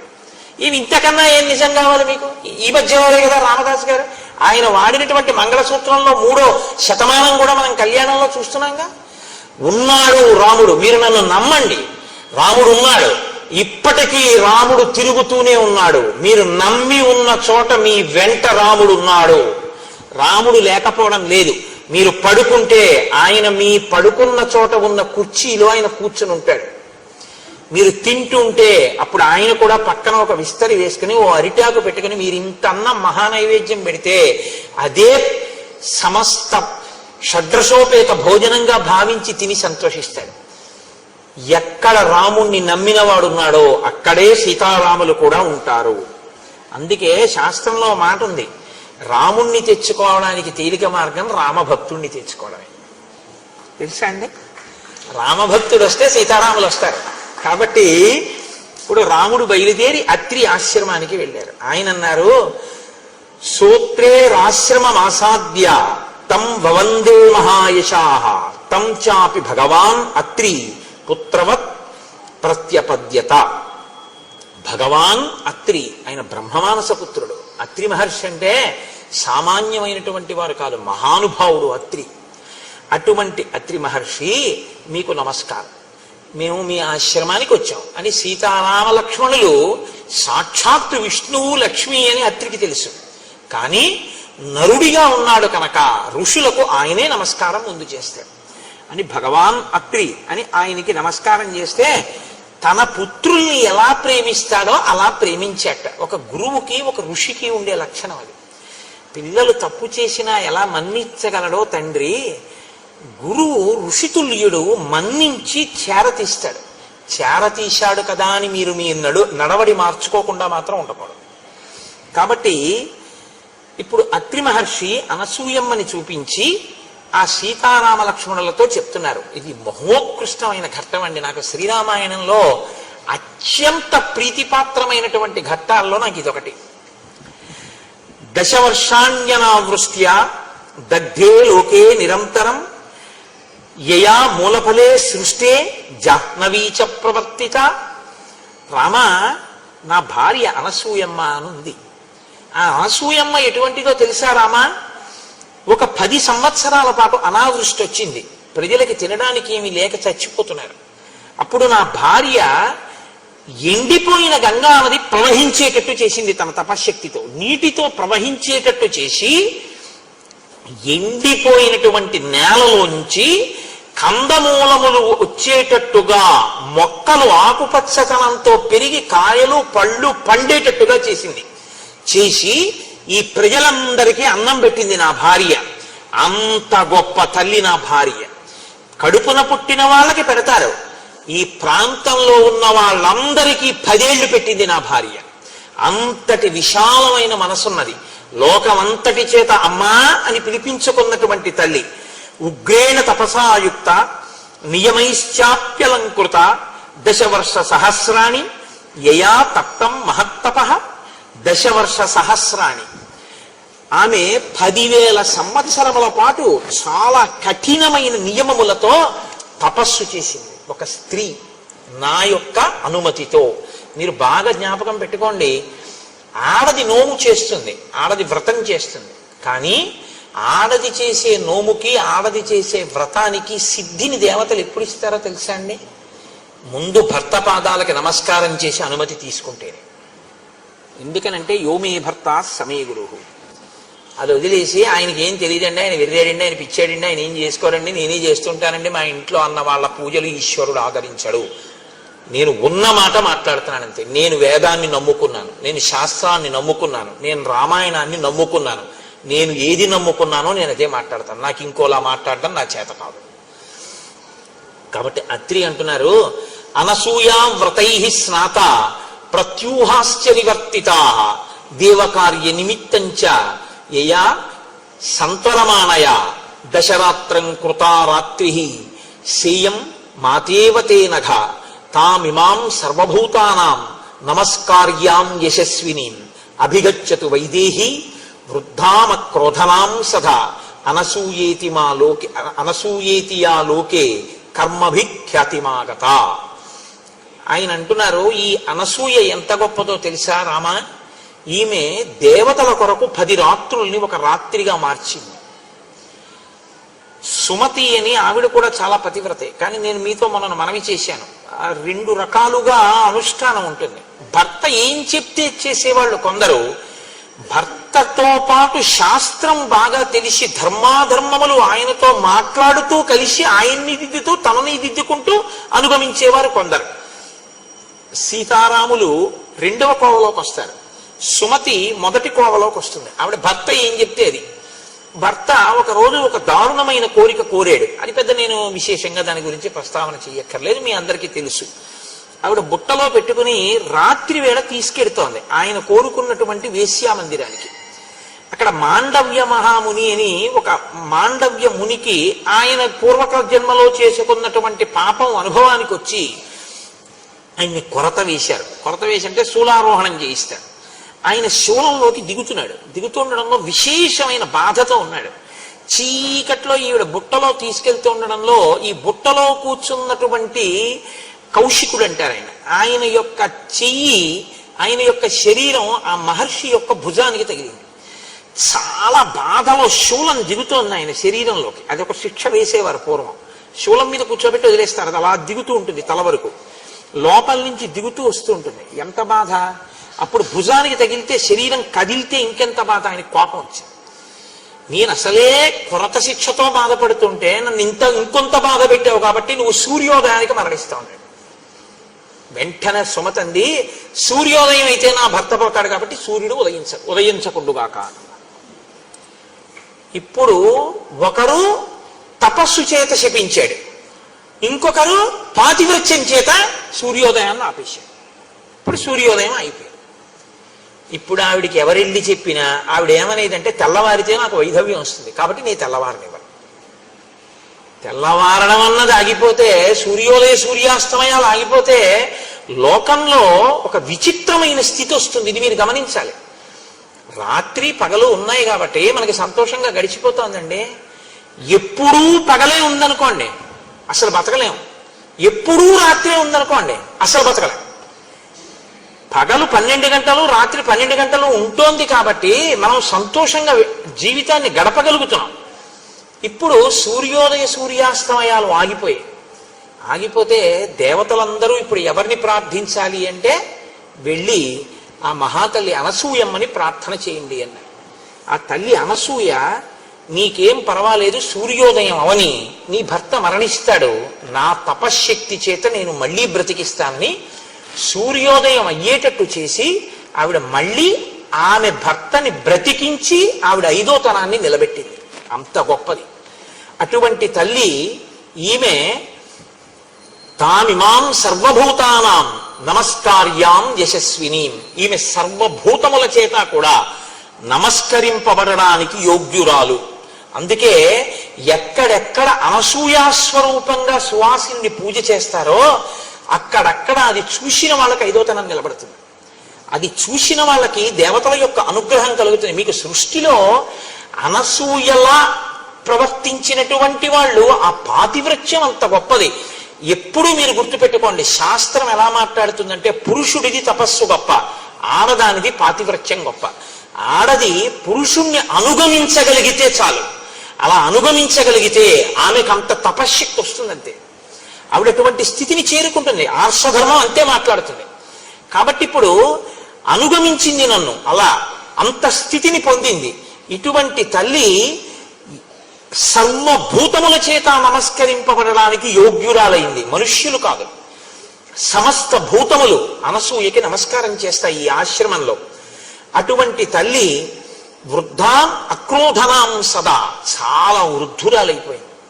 అక్రోధనాం, ఆమెకి క్రోధం ఉండదు, ఆమెకి కోపం ఉండదు. కోపం ఎందుకు ఉండదండి? కోపం ఉండకపోవడం ఏంటి? కోపం ఉండకపోవడం అంటే, కోపం ఎక్కడి నుంచో రాదు కదండి. కాకినాడ నుంచి నేను వచ్చినట్టు కోపం ఎక్కడి నుంచైనా వస్తుందేంటి? కోపం ఎక్కడి నుంచి రాదు. కామక్రోధశ్చ లోభశ్చ దేహే తిష్టంతి తస్కరాహ. జ్ఞానరత్నాపహారాయ తస్మాత్ జాగ్రత్త జాగ్రత్త అంటారు శంకరాచార్యుల వారు. కోపం అన్నది ఇక్కడి నుంచే వస్తుంది. ఇక్కడి నుంచి పైకి లేవడానికి అవకాశం కోసం ఎదురు చూస్తుంటారు. అవకాశం చిక్కిందనుకోండి పైకి వస్తుంది అంతే. ఒక్కసారి వచ్చేటప్పటికి మీ రూపం మారిపోతుంది. మీ స్థితిని మీరు అప్పటి వరకు ఎలా ఉంటారో దాన్ని చంపేసి మీలోంచి ఒక కొత్త వ్యక్తిని పుట్టించగలదు క్రోధం. ఇది పుట్టదు అంటే రెండు కారణములకు పుట్టదు. ఒకటేమిటో తెలుసా అండి, మీకన్నా అధికుల్ని చూసి మీరు నమస్కరించినటువంటి లక్షణానికి. క్రోధం ఎందుకు ఇంకా? ఆయన మనకన్నా అధికుడు కాబట్టి ఆయన చెప్పిన మాట మనం విందాం. కోపం ఎందుకు ఇంకా? మనకన్నా తక్కువ వాడు, ఆయన వృద్ధిలోకి రావాలని కోరుకున్నాం కాబట్టి తెలియదు కదా పాపం, దోషం చేస్తుంటాడు. ఇంకా క్రోధం ఏమిటండి? ఇది ఆవిడ మాతృహృదయం కాబట్టి ఆవిడికి అసలు క్రోధం అన్నది రాదయ్యా. ఎప్పుడు ఆవిడ వృద్ధురాలు అయిపోయింది. ఎంత తపస్సు చేసిన పండు ఆవిడ, అంతటి గొప్ప తల్లి. అనసూయాతియాలోకే కర్మభిఖ్యాతిమాగత. ఆమెకి ఎన్నడూ కోపము ఎరుగని తల్లి కాబట్టి, ఎప్పుడూ శాంతమూర్తి కాబట్టి, పెద్ద ముత్తైదువ కాబట్టి ఆమెకి అనసూయ అని పేరు వచ్చింది. ఆమె కర్దమ ప్రజాపతి దేవహూతిల యొక్క కుమార్తె. ఆమెని ఒకానొకప్పుడు త్రిమూర్తులు వెళ్ళిపోతున్నారు అత్రి మహర్షి ఆశ్రమం నుంచి తమ దివ్య విమానాల్లో. వెళ్ళిపోతుంటే విమానాలు ఆగిపోయాయి. ఆగిపోతే వాళ్ళు ఎందుకు వెళ్ళటం లేదు విమానం అని అడిగారు. కింద అత్రి మహర్షి ఆశ్రమం ఉంది, అనసూయం ఉంది. వారు ఉన్న చోట పైన మీరైనా సరే, మీరు త్రిమూర్తులైనా సరే మీ విమానాలు ఎగరవన్నారు. అంటే త్రిమూర్తులకి ఆవిడ యొక్క కీర్తిని మరింత ప్రకాశింప చెయ్యాలనిపించింది. మీరు ఎప్పుడు గుర్తుపెట్టుకోండి. అంతేగాని అద్దం బద్దం లేకుండా ఉత్తినే ఆవిడని పరిశీలన చేయడం కోసం రావడం అలాంటి పిచ్చ పనులు చేయరు త్రిమూర్తులు. మీరు జాగ్రత్తగా గమనించాలి శాస్త్రాన్ని. ఇంత గొప్ప తల్లి అంటే ఈవిడ ఖ్యాతి లోకానికి తెలియాలి. ఆవిడ ఖ్యాతి ఆవిడ లోకానికి చెప్పుకునే ప్రయత్నం చేయదు. ఆవిడకి అలాంటి పనులే ఉండవు. ఆవిడ తపస్సు ఆవిడదంతే. కానీ ఆవిడ గొప్పతనం లోకానికి తెలియాలి. లోకానికి చెప్పడం ఎందుకు? ఆవిడికి కీర్తి తెస్తే వీళ్ళకి ఏమిటి వస్తుంది? ఆదర్శంగా తీసుకుని మిగిలిన వాళ్ళు బతుకుతారు. అందుకు చెప్పాలి దేవతలు. కాబట్టి ఇప్పుడు త్రిమూర్తులు బ్రాహ్మణ రూపాల్లో భోజనానికి వెళ్ళారు. అత్రికి ధర్మం ఉంది, అతిథి దేవోభవ. అందుకని ఆయన వాళ్ళని నిమంత్రణం చేశాడు, వచ్చి కూర్చుని భోజనం చేయొచ్చు. వాళ్ళు అన్నారు తీరా భోజనానికి కూర్చున్నాక, మేము ఒక వ్రతంలో ఉన్నాం. ఆ వ్రతంలో మాకు నియమం ఏమిటంటే, యజమాని భార్య మాకు వడ్డన చేసేటప్పుడు యజమాని వడ్డన చేస్తాడు, పరిశేచనాన్ని యజమాని వేస్తాడు. అది పెద్దలు వస్తే భోజనం పెట్టేటటువంటి తీరు. అందుకే పెద్దలు వస్తే భోజనం పెడుతున్నాం అందరూ. అదేం గుర్రం కాదు, గాడిది కాదు అన్నం పెట్టడానికి. నువ్వు దేవతార్చనకి పిలుస్తారు. ఆయన యజ్ఞం చేయడంతో సమానం అది. అంటే పరిశేచనానికి వేస్తారు జలాన్ని చేతిలో 5 మాటలు మీరు వేస్తారు. ఆయన స్వాహాకారంతో తీసుకుంటాడు 5 మాటలు. కాబట్టి ఇది శాస్త్ర మర్యాద కనుక ముగ్గురిని పిలిచి భార్యని వడ్డించమన్నాడు. భార్య వడ్డించకుండా ఇంట్లో పనిపిల్ల వడ్డించకూడదు. అది నీ పొగరుకి లక్షణం. నీ భార్య ఉన్నదందుకు, పెద్దలు వస్తే వడ్డించడానికి. అంతేకాని తను ఎక్కడో కూర్చుని ఇంట్లో పనిపిల్ల వడ్డించడం మర్యాదకి భంగపాటది. ఎక్కడ ఎందుకున్నారో, ఎవరు ఏ ఆశ్రమంలో ఎందుకున్నారో అది తెలుసుకుని ప్రవర్తించాలి. అందుకే స్నాతకం చేసి గురువుగారు చెప్తాడు, ఎందుకున్నావో తెలుసా ఇప్పుడు గృహస్థాశ్రమంలో పెడుతున్నది, నేర్చుకో, అతిథి దేవో భవ అని చెప్తాడు. కనుక ఇప్పుడు అనసూయమ్మ వడ్డించాలి. వాళ్ళు అన్నారు మా వ్రతం ఏమిటంటే, ఇవాళ మేము భోజనం చేసేటప్పుడు ఆ యజమాని భార్య మాకు నగ్నయ్యి వడ్డించాలి. అంటే ఒంటి మీద వస్త్రం లేకుండా వడ్డించాలి. ఇప్పుడు ఇది ఆమెకి చెందిన విషయం. ఆవిడ అలా వడ్డిస్తుందా వడ్డించదా? అత్రి ఏమనలేదు. అదేం మీ అసాధ్యం కూడా, అదేమి వ్రతం రా మీకు అని ఆయన అనలేదు. ఇది ఎక్కడుంది ఈ వ్రతం అనలేదు. ఆయన వెళ్ళి భార్యని అడిగాడు. వాళ్ళకి అది నియమం అంటారు. ఎందుకంటే అతిథి కూర్చున్న తర్వాత నువ్వు ఏ కారణం చెప్పి లేపేయకూడదు. ఇది మర్యాద అండి మనకి శాస్త్రంలో. అంత ఉదారంగా మాట్లాడే మన శాస్త్రాలు. అమృతాన్ని ఇచ్చేసాడంతే, తెలిసి కూడా రాక్షసులని. పంక్తిలో కూర్చుంటే లేపకూడదు. కాబట్టి ఏమి నేర్చుకుంటున్నాం మనం? మనకి నేర్పే పురాణాలు. కాబట్టి ఇప్పుడు వెళ్ళి వాళ్ళకి నగ్నగా వడ్డించాలట. మరి వడ్డిస్తావా అన్నాడు. ఆవిడంది అది పెద్ద విషయమా, అలాగే వడ్డిద్దాం అని. ఆవిడ ముందు బట్ట కట్టుకుని వచ్చింది. వచ్చి మంత్రాక్షతలు తీసుకొచ్చింది. మంత్రాక్షతలంటే నడుము విరగనటువంటి బియ్యానికి అక్షత అని పేరు. అది తన చేతిలో పట్టుకుని మంత్రాన్ని ఉపాసన చేసి తన తపశ్శక్తిని ప్రవేశపెడితే అవతల వారు దానికి లొంగవలసిందే. తను కోరుకున్నట్టు ఆవిడ చేయగలదు. ఆవిడ మంత్రాక్షతలు చేత పట్టుకుని వచ్చి ముగ్గురి తల మీద వేసింది. వేసి పసిబిడ్డల కుదురుగాక అంది. ముగ్గురు ఆ వేసినటువంటి ఆసనాల మీద పసిపిల్లలై పడుకున్నాడు. అమ్మ తన కొడుకు పసిపిల్లవాడు అక్కడే ఆడుకుంటుంటే అమ్మవాడిని ముద్దులు ఆడుతూ స్నానం చేసి వచ్చి ఒళ్ళు తుడుచుకుంటుంది, బట్ట కట్టుకుంటుంది. వాటిలో మనోవికారం ఉంటుందా? పసితనానికి ఉన్న గొప్పతనం అది. పసిపిల్లలు ముగ్గురు అలా కూర్చున్నారు, పడుకుని ఆడుకుంటున్నారు. ఆవిడ వడ్డించేసింది, వెళ్ళి బట్ట కట్టుకుంది, వచ్చింది, ముగ్గురి మీద మంత్రాక్షతలు వేసింది, తినండి. ముగ్గురు త్రిమూర్తులు ఏ రూపాల్లో వచ్చారో ఆ రూపాల్లో తిన్నారు. తినేసిన తర్వాత ఆవిడంది, పిల్లల విషయంలోగా తల్లి ఎలా ప్రవర్తిస్తుంది? అన్యుల విషయంలో కాంత అలా ప్రవర్తించదుగా, నగ్గనగా వచ్చి ఎవరి ముందు నిలబడదు. నేను దాని గురించి పెద్ద వ్యాఖ్యానాలు ఏం చెయ్యక్కర్లేదు. పసిపిల్లలైతే అమ్మ హృదయం వేరు, ఆ పసిపిల్లాడి మనస్సు వేరు. పసిపిల్లాడు అక్కడ ఆడుకుంటుంటే అమ్మ స్నానాల గది తలుపు తెరిచి వాడు ఏ ప్రమాదం తెచ్చుకుంటాడో అని స్నానం చేసేస్తుంది. అమ్మ అలా ఉండబట్టి కదండి బతికి బట్టగట్టాం. అమ్మ ఆ ప్రేమ చూపించకపోతే మన బతుకులు ఎక్కడ ఉన్నాయి? కాబట్టి అమ్మతనం బిడ్డతనాన్ని చూస్తుంది. కాబట్టి ఇప్పుడు మీరు తిన్న తర్వాత కూడా నాకు అలాగే కనపడిందండి ఆవిడ. ఇప్పుడు వాళ్ళెవరు కనపడకుండా ఉండడానికి ఇంకా వాళ్ళ ప్రమేయం లేదు. ఆవిడ తపశ్శక్తి అంత గొప్పది. అన్నం తినేయడం అయిపోయిన తర్వాత ఆవిడ మళ్ళీ అక్షతలు చేసి వేసేసింది. ముగ్గురు పసిపిల్లలు అయిపోయారు. 3 ఉయ్యాళ్ళు కట్టి పడుకోబెట్టి ఊపింది. మీకు అలా వడ్డించాను కాబట్టి నేను తల్లిని, మీరు బిడ్డలు పడుకోండి ముగ్గురు అని. ముగ్గురు పడుకున్నారు అంతే.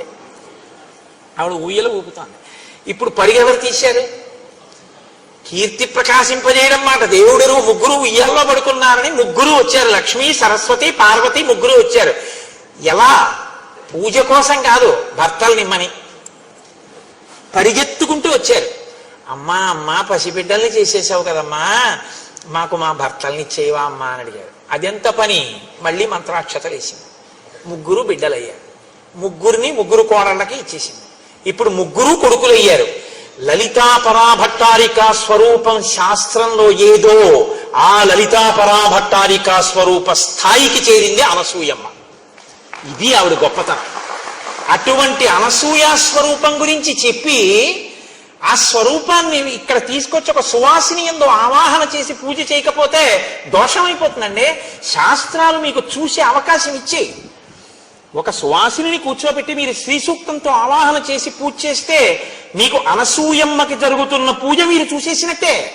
దాని చేత మీరు ధన్యులైపోతారు. చూపుల శ్రీపతి రూపము నాపోవక త్రావి త్రావి హర్షోద్ధతయ్యి వాపుచ్చి మందమధురాలాపంబుల పగడనదితి లక్ష్మీనాథున్ అంటారు పోతన గారు. చూపులతో తాగి తాగి ఆనందం అనుభవించాలి ఒక్కొక్కసారి. అందుకు కదా ఇప్పుడు ఈ ఘట్టం తర్వాత సువాసిని పూజ జరుగుతోంది అనసూయ స్వరూపంగాను. ఇదే ఆవిడ గొప్పతనం. కాబట్టి రామ, నువ్వు ఇప్పుడు ఆ అనసూయ దగ్గరికి నువ్వు సీతమ్మని పంపించు. సీతమ్మ లోపలికి వెళ్ళి అనసూయమ్మతో మాట్లాడుతుంది అని అనసూయని పిలిచారు అత్రి మహర్షి. రామలక్ష్మణులు సీతమ్మ నమస్కారం చేశారు. ఆయన అన్నారు, అనసూయ సీతమ్మని లోపలికి తీసుకెళ్ళు. వాళ్ళిద్దరికీ తెలుసు ఏమివ్వాలో, ఎందుకు ఇవ్వాలో, రామాయణాన్ని ఎలా తిప్పాలో ఋషులకి తెలుసు. కాబట్టి ఇప్పుడు అనసూయమ్మ సీతమ్మని తీసుకుని లోపలికి వెళుతోంది. వెడుతున్న అనసూయమ్మ ఎలా ఉందో మనకి నిజంగా వాల్మీకి, అందుకు కదండి ఋషి రుణం వచ్చింది. అనసూయమ్మ ఎలా ఉండేదండి అన్నారు అనుకోండి, ఆవిడ వృద్ధురాలు అని మహర్షి చెప్పారు. ఎలా ఉందో మనం చూడ్డానికి వీలుగా లైవ్ టెలికాస్ట్ అంటారే, శాబ్దికమైన ప్రత్యక్ష ప్రసారం చేస్తారు మహర్షి. ఆయన అంటారు, శిథిలాం ఫలితాం వృద్ధాం జరా పాండురమూర్ధజాం సతతం వేపమానాంగీం ప్రవాతే కదలీయథ. ఆవిడ శిథిలాం, శరీరం అంతా శిథిలమైపోయింది. ఫలితాం, ఆ తల్లి ఒళ్ళంతా ముడతలు పడిపోయింది. వృద్ధాం, వృద్ధురాలైపోయింది. జరాపాండురమూర్ధజాం, వృద్ధాప్యం చేత ఆవిడ తలంతా నెరిసిపోయి ముగ్గుముట్టు అయిపోయింది, పెద్దదైపోయింది, పెద్ద ముత్తైదువ. సతతం వేపమానాంగీం, ఆవిడ ఇలా వణికిపోతోంది చేతులవిని. ప్రమాతే కదలీయథ, గాలి వేస్తే అరిటి చెట్టు ఎలా కదిలిపోతుందో అలా కదిలిపోతోంది. అటువంటి తల్లి బయటికి వచ్చి సీతమ్మ చెయ్యి పట్టుకుని లోపలికి తీసుకెళ్ళింది. లోపలికి వెళ్ళిన సీతమ్మ అనసూయమ్మ ఏం మాట్లాడుకున్నారో మనకి వెంటనే కెమెరా అటు తిప్పుతారు మహర్షి. అది రామాయణానికి గొప్పతనం. నేను అదే ఏకాంతంగా చదవండి రామాయణాన్ని, రామాయణాన్ని మామూలుగా చదవకండి అని నేను అంటాను. మీరు దాన్ని అలా చూస్తుంటే మీకు ఇక్కడ రామాయణం కదిలేటట్టుగా ఆయన రచన చేశారు. ఇప్పుడు మీ సంతోషం ఎవరి మీద ఉంటుంది? ఇంత చెప్పాక సీతమ్మ అనసూయమ్మ ఏం మాట్లాడుకుంటున్నారో లోపల ఉంటుంది. బయట అత్రి రామలక్ష్మణులు ఏం మాట్లాడుకుంటున్నారో అని మీకు ఉండదు.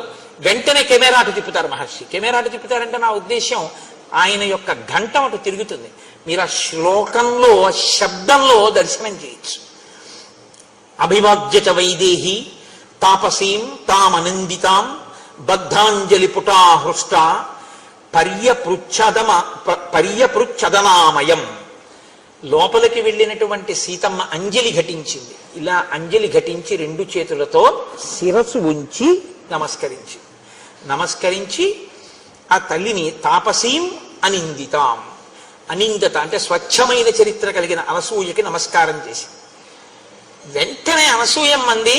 ఇంకా ఏమి పెద్ద హడావిడేం లేదండి. వెంటనే ఒక మాట అంది.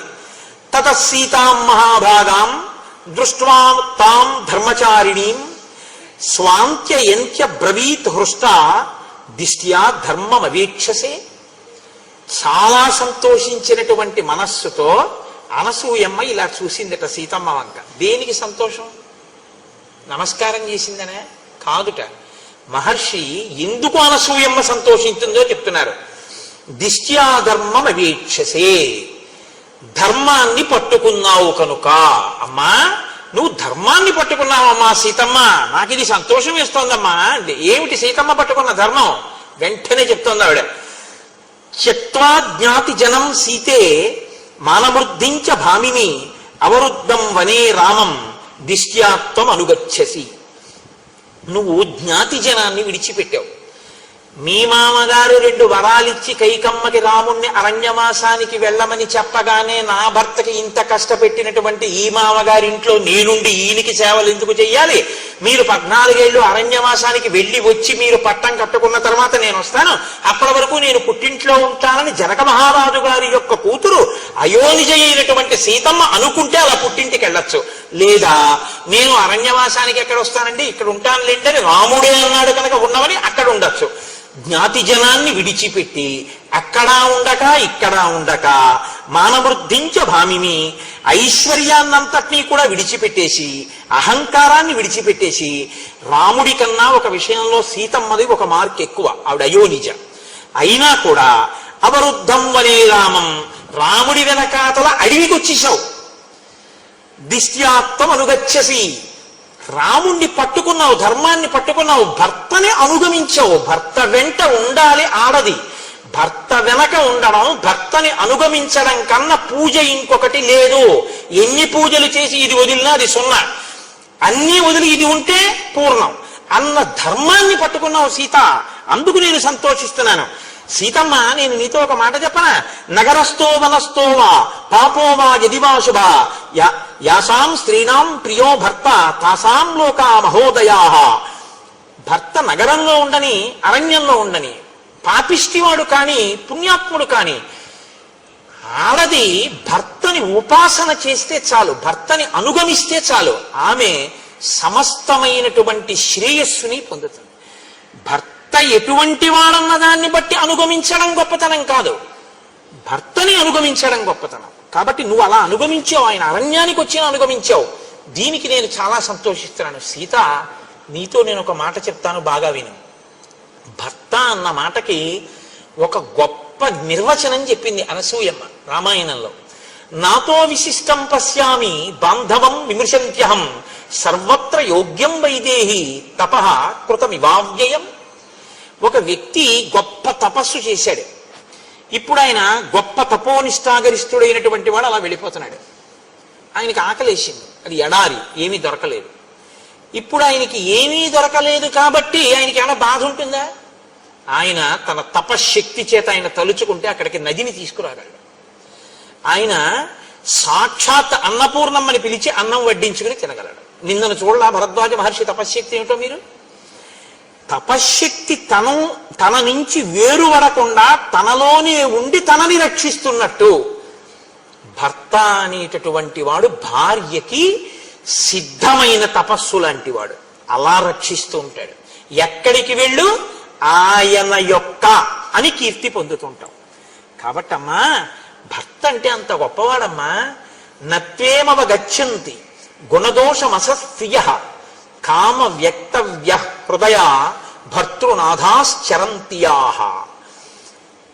కొంతమంది ఈ లోకంలో కామమునకు లొంగినటువంటి వారై భర్త మీద తాము అధికారమును చెలాయించాలని, భర్తని తమ చెప్పు చేతల్లో పెట్టుకోవాలని, ఎప్పుడూ భర్త గురించినటువంటి విషయాలు తెలుసుకోవాలనేటటువంటి కుతూహలంతో ప్రవర్తిస్తూ తము యుక్తాయుక్త విచక్షణ మరిచిపోయి తామే ఏదో భర్తని చెప్పు చేతల్లో పెట్టుకుని నడిపించగలిగినటువంటి ప్రజ్ఞ ఉన్నవారమని ప్రవర్తిస్తూ ఉంటారు.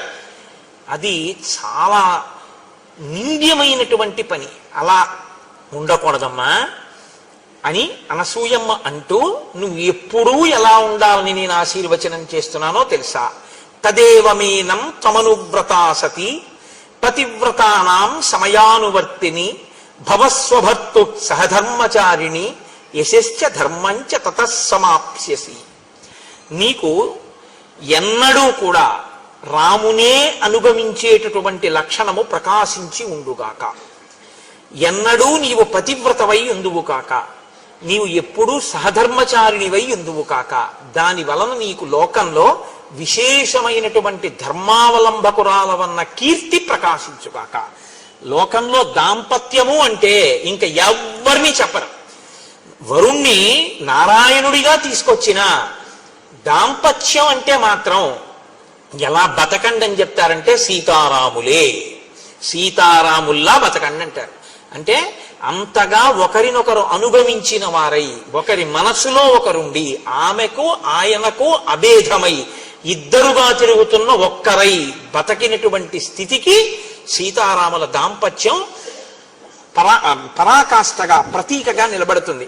కాబట్టి అనసూయమ్మ ఈ మాట చెప్పి సంతోషిస్తే సీతమ్మంది, అమ్మా నైతదాశ్చర్యమార్యాయ యన్మాం తమభిభాషసే విదితుం తు మహాప్యేతత్ మమాప్యేతత్ యథా నార్యాః పతిర్గురుః. తల్లి, నీవు ఇంత మహాపతివ్రతవి కాబట్టి ఇటువంటి మాటలు చెప్పడం ఆశ్చర్యం లేదమ్మా. కానీ అమ్మా, నాకు కూడా ఈ విషయంలో మంచి పూనిక ఉంది. యథా నార్యాః పతిర్గురుః. పతి అనేటటువంటి వాణ్ణి ఎప్పుడూ ఆడది అనుగమించాలి అనేటటువంటి విషయంలో నేను పూనిక ఉన్నదానను.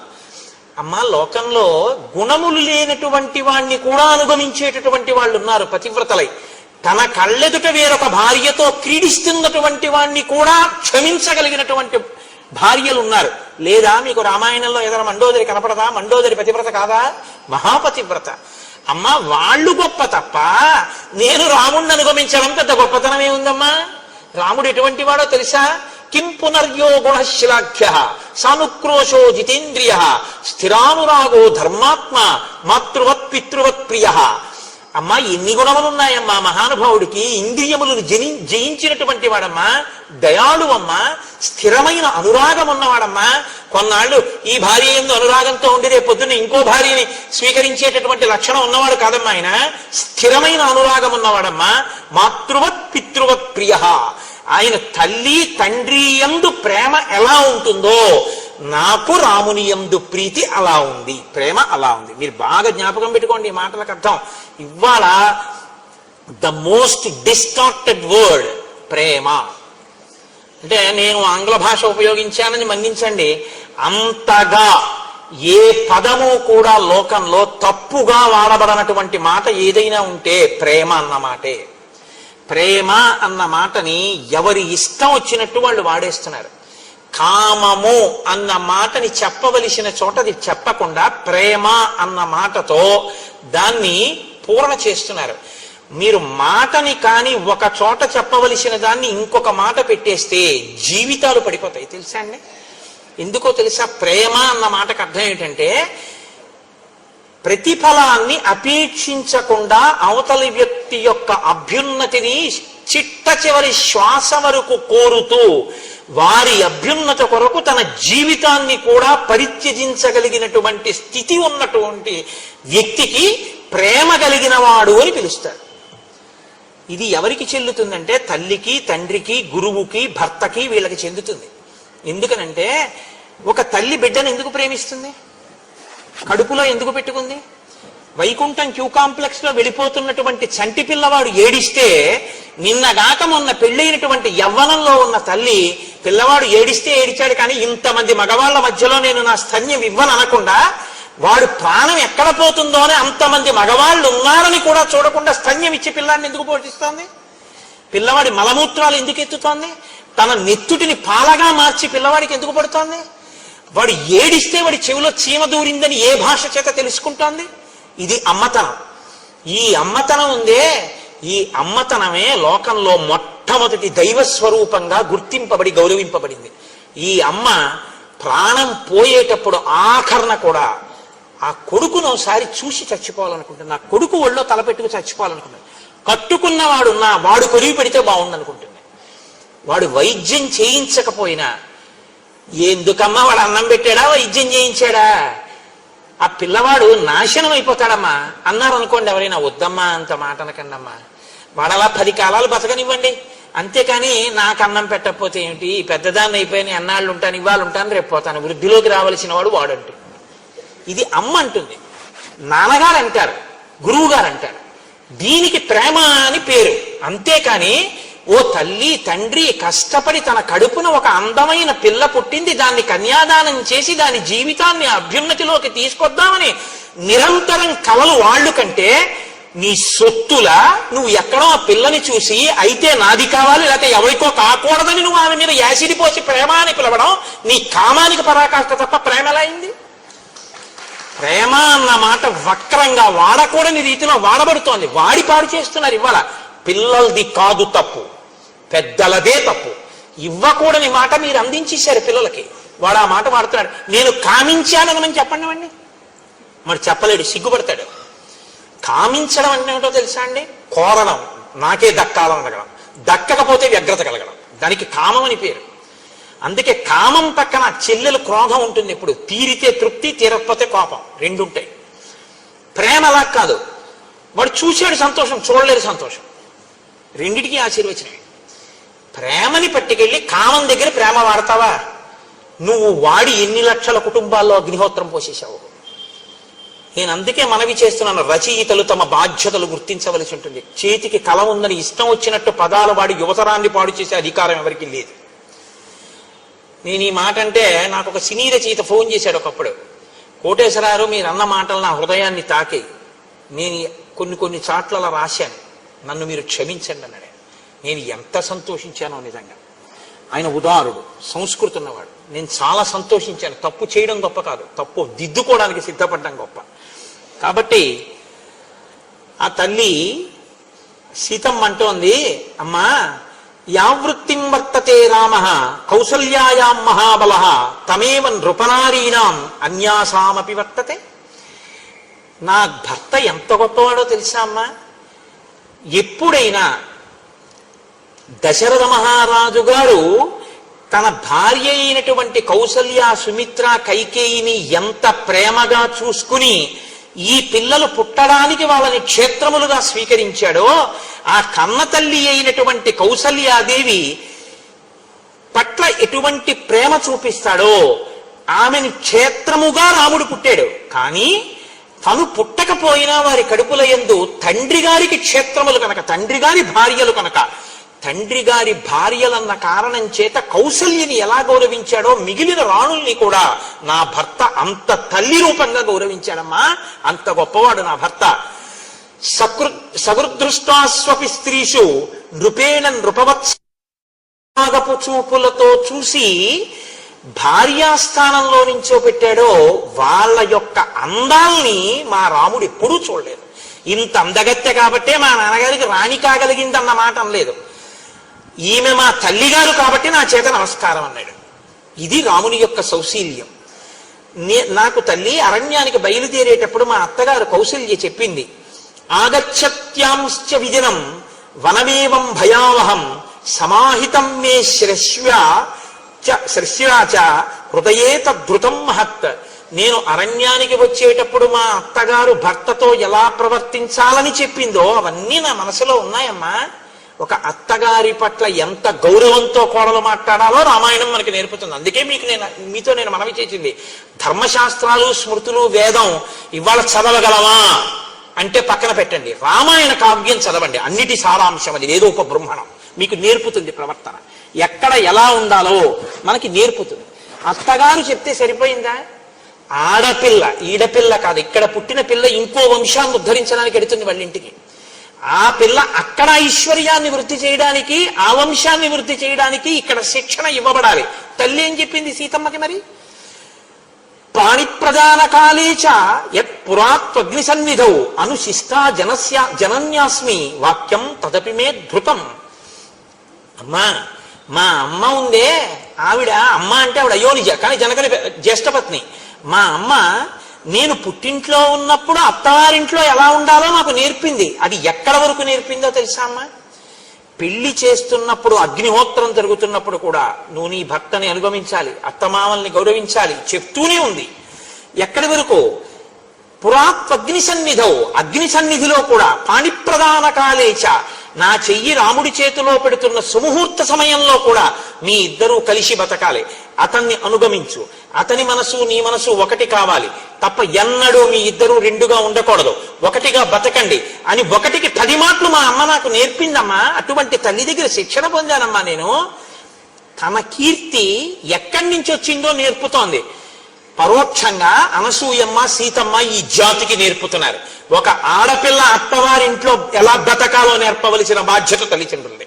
అయిందానికి కాందానికి జోక్యం చేసుకుని ప్రతిదానికి అత్తవారింటి విషయాలు కనుక్కుని వాళ్ళ నుంచి ఆడపిల్లని వేరు చేసే ప్రయత్నం పుట్టింటి వారు చెయ్యకూడదు. అక్కడ అత్తిపోయేటట్టుగా తల్లిదండ్రులు నేర్పాలి. ఇది నాకు నా తల్లి నేర్పింది. ప్రాణిప్రదాన కాలేచ యత్పురాత్మగ్ని సన్నిధౌ అనుశిష్టా జనన్యాస్మి వాక్యం తదపి మే ధృతం.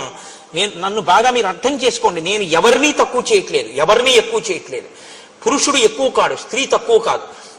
అసలు ఆ మాటకు వస్తే నా మొదటి నమస్కారం ఆడదానికి. ఎందుకంటే తల్లి జన్మ ఇచ్చింది కాబట్టి ఈ శరీరం ఉంది. నేను చెప్పడం ఏంటంటే శాస్త్రాలు చెప్పాయి, పురుషుడు నేల మీద పడి నమస్కారం చేయాలి, ఆడదల పడక్కర్లేదని చెప్పారు. ఎందుకు పడక్కర్లేదని అడిగారు. ఏ స్థానంలోంచి నువ్వు జన్మ పొందావో, ఏ 2 స్థానముల దగ్గర బతికుండడానికి పాలు తాగావో ఆ 2 గౌరవింపబడాలి, అవి నేలని తగలక్కర్లేదన్నారు. అందుకే ఆడది నేల మీద పడి నమస్కారం చేయదు. ఆడదానికి శాస్త్రాలు అంత పెద్దపీట వేసి గౌరవించేయి. నేను గౌరవించడం ఏంటి?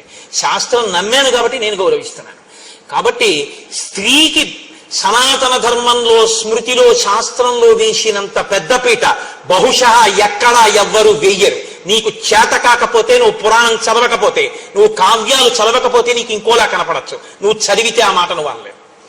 కాబట్టి సీతమ్మంది, అమ్మ నాకు నేర్పిందమ్మా మా అమ్మ, నవీకృతంతు తత్సర్వం వాక్తైస్తే ధర్మచారిణి పతి శుశ్రూషణాం నార్యా తపో నాణ్య విధీయతే. అమ్మ నాకు ఒక విషయం బాగా తెలుసు. ఏమిటో తెలుసా? అసలు ఆడది ప్రత్యేకంగా తపస్సు అనేటటువంటిది వేరే చెయ్యక్కర్లేదు. ఎందుకో తెలుసా? ఆయన గాయత్రి చేసుకోవాలి, సంధ్యావందనం చేసుకోవాలి. ఆయన సంధ్యావందనానికి స్నానం చేశాక నీళ్ళెట్టింది, అయిపోయింది ఆవిడ తపస్సు. ఆయన చేసిన గాయత్రిలో సగం ఈవిడికి వేసేశారు. ఆయన జపం చేసుకుని వచ్చి భోజనానికి కూర్చున్నాడు, ఆయనకి అన్నం వండి పెట్టింది, ఆయన చేసిన పూజలో సగం ఈవిడికి వేసేశారు. ఆయన ఓ దేవాలయం కట్టడానికి విరాళం ఇచ్చాడు, అందులో సగం ఆవిడికి వేసేశారు. అందుకే ధర్మపత్ని సమేతస్య అంటే చాలు పడిపోయింది, అనకపోయినా పడిపోతుంది. ఎందుకో తెలుసా అండి? అలా ఓ దేవాలయం కట్టడానికి విరాళం ఇవ్వడానికి కావలసిన రీతిలో ద్రవ్యాన్ని ఆర్జన చెయ్యడానికి, పురుషుడు తిరగడానికి కావలసిన బలాన్ని సంతరింపజేయడానికి వంట చేసి పెట్టింది ప్రేమతో. కాబట్టి సగం ఫలితం ఆవిడికి వేశారు. కాబట్టి అమ్మా, ఆడదానికి తపస్సు అంటే భర్తని సంతోషంగా ఉంచడమే. ఇది లోకంలో ఎందుకు చెప్పారో తెలుసా అండి ఇంత గొప్ప మాట? భర్తకి శాంతి స్థానం భార్య, భార్యకి శాంతి స్థానం భర్త. బయట ఎన్ని ఇబ్బందులు కలగనివ్వండి, భార్య సంతోషంగా పలకరిస్తే ఆయన సంతోషిస్తాడు. ఆవిడ ఎంత దరిద్రంలో ఉండనివ్వండి, ఎంతమంది ఏమననివ్వండి, భర్త ఒక్కడు గుండెల్లో పెట్టుకున్నాడు అనుకోండి చాలు సంతోషంగా. దీనికి ఒక మాట చెప్తుంటారు పెద్దలు, సముద్రం లోపలికి వెళ్ళి జాలరులో 6 నెలలకోసారి ముత్యాలన్నీ ఏరి జాగ్రత్తగా పట్టుకొచ్చి భార్యల మెళ్ళల్లో వేసేవారట. ఒక జాలరి వెళ్ళేవాడు కాదుట. ఆ ఒడ్డున ఉన్నటువంటి నత్తగుల్లలన్నీ ఏరి, శంఖాలు ఏరి, దండలు గుచ్చి భార్య మెడలో వేశాడు. ఇన్ని నగలు వేసినటువంటి వాళ్ళకన్నా నత్తగులలను శంఖాలు వేసుకున్నటువంటి ఈవిడలో ఎక్కువ తేజస్సు ఉండేది. ఎందుకని అడిగారట. రోజు మా ఆయనకి నేను ఎదురుగుండా ఉండి కనపడి నా ముఖం చూస్తే ఆయన సంతోషిస్తారు, ఇంతకన్నా ఏం కావాలి? 6 నెలలు సముద్రంలోకి వెళ్ళి తెచ్చిన ముత్యాలు వేసుకుంటేనే తృప్తి, అందుకని ఈవిడ ముఖం ఎక్కువ శోభించింది అన్నారు. ఆవిడికి ఈయనకి ఆవిడ శాంతి స్థానాలు. ఆ శాంతి పాడు కాకుండా చూడాలి. కొత్తదనం శాంతి పాడవడానికి కారణం. ఎంతో కలిసి ఉంటాయి కుటుంబాలు. తెలిసి తెలియని తనంతో గబుక్కుని వచ్చి భార్య నేరం చెప్పింది అనుకోండి ఎవరి మీదో, ఏంటండి మీ తమ్ముడు అలా మాట్లాడుతుంటాడు అస్తమానం, నా మనసు చిన్నబుచ్చుకుంటోంది అంటే, అతనికి అప్పటి వరకు తమ్ముడితో కలిసి ఉన్నవాడికి తమ్ముడి మీద కోపం వస్తుంది. అందుకే సన్నికళ్ళు తొక్కించి మంత్రం చెప్తారు పెళ్లిలో. అమ్మ, ఈ రాయి తొక్కినా, గౌరవించినా, పచ్చడి చేసినా, పసుపు కొమ్మెట్టినా ఎంత స్థిరంగా ఉందో, నువ్వు అత్తవారి ఇంట కూడా కొంచెం ఓర్చుకుని ఆ స్థిరభావంతో ఉండు, లేకపోతే గడపలు చాలా అయిపోతాయమ్మా. ఈ ఐకమత్యత విచ్ఛిన్నం అయిపోతుంది. నువ్వు కొంచెం గట్టిగా నిలబడితే కుటుంబాలు కలిసి ఉంటాయి అని ఉదార బుద్ధితో వేదం నేర్పుతుంది. ఆడపిల్లకి ఎంత నేర్పుతుందో మగపిల్లవాడికి అంతా నేర్పుతుంది. చూసమండి, అన్ని మాకేనా అనకండి, మళ్ళీ అన్నీ నేర్పుతుంది. ఇప్పుడు నేను వివాహ మంత్ర ప్రాశస్త్యము అన్న విషయం మీద మాట్లాడటలేదు కాబట్టి నేను వాడి జోలికి ఎక్కువగా వెళ్ళటం లేదు. కాబట్టి అమ్మా, నాకు ఈ విషయం తెలుసు. ఇలా పతిని అధిగమించినటువంటి సావిత్రి, రోహిణి మొదలైనటువంటి వాళ్ళు దేవలోకాల్ని చేరుకున్నారు అన్న విషయం కూడా నాకు తెలుసు అని ఆ తల్లి అంది. అమ్మా, నేను చాలా సంతోషించానంటే అనసూయమ్మంది, కింతే కరవాణి బ్రవీహిమే, నీకు ఒక వరం ఇద్దాం అనుకుంటున్నాను, ఏం వరం కావాలో కోరుకో, నీ మాటలకి సంతోషించాను సీతమ్మ అంది. అంటే ఆవిడంది, కృతమిత్యబ్రవీత్ సీత తపోబల సమన్వితాం. అమ్మా, నాకు ఇంకా వేరే కోరికలు ఏంటమ్మా, నాకు ఇంకా వేరే కోరికలు ఏమక్కర్లేదు, నువ్వు ఇంత మంచి మాటలు చెప్పావే అవే నాకు కోరికలు. ఈ మంచి మాటలు వినాలని కోరుకోవాలి. కాబట్టి అమ్మా, ఇంత మంచి మాటలు చెప్పావు, ఇంకింతకన్నా వరం ఏమిటమ్మా, నాకేం అక్కర్లేదు అంటే ఆవిడంది, కాదు కాదు, నేను ఏదో ఒకటి చేస్తే తప్ప నాకు తృప్తి లేదు. ఇదం దివ్యం వరం మాల్యం వస్త్రమాభరణానిచ అంగరాగంచ వైదేహి మహార్షం చ అనులేపనం మయా దత్తమిదం సీతే తవ గాత్రాణి శోభయేత్ అనురూపమసంక్లిష్టం నిత్యమేవ భవిష్యతి అంగరాగేణ దివ్యేన నిత్తాంగీ జనకాత్మజే శోభయిష్యసి భక్తారం యథా శ్రీర్ విష్ణుం అవ్యయం. ఎంత గొప్ప మాటలు వేసేస్తారండి మహర్షి నిజంగా. సీతమ్మ, నీకు నేను బట్టలు ఇస్తున్నాను, ఈ బట్టలు నలగవు. నీకు అంగరాగములు ఇస్తున్నాను, ఇవి ఎప్పుడు శోభ తరగవు. అంగరాగములంటే శరీరముల యొక్క అంగముల యొక్క కాంతిని ఉద్దీపనం చేసేవి. ఇప్పుడు ఒక నుదురు ఉందనుకోండి, ఆ నుదురుగా అందం కన్నా నుదుటి మధ్యలో భ్రూమధ్యమునందు బొట్టు ఉంచుకోండి, అందం దిగుడీకృతం అవుతుంది. ఎక్కడ ఏది పెట్టుకుంటే ఆ అంగములు శోభిస్తాయో దాన్ని అంగరాగం అంటారు. బొట్టు, చందనము ఇటువంటివి. అనులేపనము అంటే ఒంటికి రాసుకోవడం వల్ల శోభస్కరంగా ఉంటుంది. అంటే ఈ రోజుల్లో చెప్పాలంటే ఓ పౌడరు, ఫెయిర్ అండ్ లవ్లీ అనొచ్చేమో. కాబట్టి అంగరాగములు, అనులేపనములు ఇవి ఎప్పటికీ తరిగిపోయేవి కావు. ఓ గంట క్రితం రాసుకున్న పౌడర్ గంట పోయిన తర్వాత కుళ్ళుకంపు వస్తుంది. అలా కాదమ్మా, ఇవి రాసుకుంటే ఎప్పటికీ అలాగే ఉంటుంది సువాసన. అలా ఎలా ఉంటుంది? ఆవిడ తపశ్శక్తి అటువంటిది. కాబట్టి నేను ఇటువంటివి నీకు ఇస్తున్నాను, ఇవి నువ్వు ధరించి రాముడికి కనపడవు. భార్య అందానికి సంతోషించవలసినటువంటి అధికారం లోకంలో భర్తదొక్కడిదే. ఆమె యొక్క అదృష్టానికి సంతోషించగలిగినటువంటి సుసంపన్నమైన హృదయం బిడ్డలందరిది. అందుకే కదా మనకు అమ్మవారు 2 రూపాల్లో ఉంటుంది. శివకామ సుందరి, లలితా త్రిపుర సుందరి. శివకామ సుందరిగా ఉంటే శివుని మనసులో కామం కలిగించగలిగినటువంటి భార్య, ఆయనకొక్కరికే అందం. మనకో లలితా త్రిపుర సుందరి, లోకానికంతటికీ జగజ్జనని, మనకే అమ్మ, ఆయనకి భార్య అయిన అందగత్తె. ఇది ఈ హృదయం కనపడాలి. ఇప్పుడు ఎవరికి కనపడాలి? రామలక్ష్మణుల దగ్గరికి వెడితే రాముడు ఆవిడ్ని చూస్తే నీలతో ఇద మధ్యస్థ విద్యుల్లేకే భువాస్వర, లక్ష్మితో కూడిన నారాయణుడిగా కనపడాలి. ఇప్పుడు ఆ ఆనందంతో లక్ష్మణుడు, అమ్మ మా వదిన ఎంత అదృష్టాన్ని పొందిందో, మా వదినమ్మకి ఇంత అదృష్టం కలిగిందని వదిన పక్కన అమ్మ చేర్చి వదినమ్మ అని మా వదినమ్మ ఇవన్నీ రాసుకొని 10 కాలాలు 5వ తనంతో ఇలా ఉండాలని బిడ్డలు కోరుకున్నట్టు సంతోషించాలి సీతారాముల్ని చూసి. లక్ష్మీనారాయణులు లక్ష్మణుడికి కనపడాలి. సీతమ్మని చూసి సంతోషించినటువంటి ఆ శోభని చూసి సంతోషించినటువంటి హృదయపు పొంగు రాముడి ముఖంలో కనపడాలి. ఇవి అలా కనపడ్డాయిట వాళ్ళ దగ్గర. మనం ఎలా బతకాలో నేర్పుతారు. ఓ దంపతులు వస్తుంటే వాళ్ళిద్దరినీ చూసి అబ్బా లక్ష్మీనారాయణుల్లా ఉన్నారని నువ్వు అనగలగాలి. కాకి ముక్కుకి దొండపండు అన్న మాట దంపతుల మధ్య అనకూడదు, గుర్తుపెట్టుకోండి, ఎప్పుడు అనకూడదు.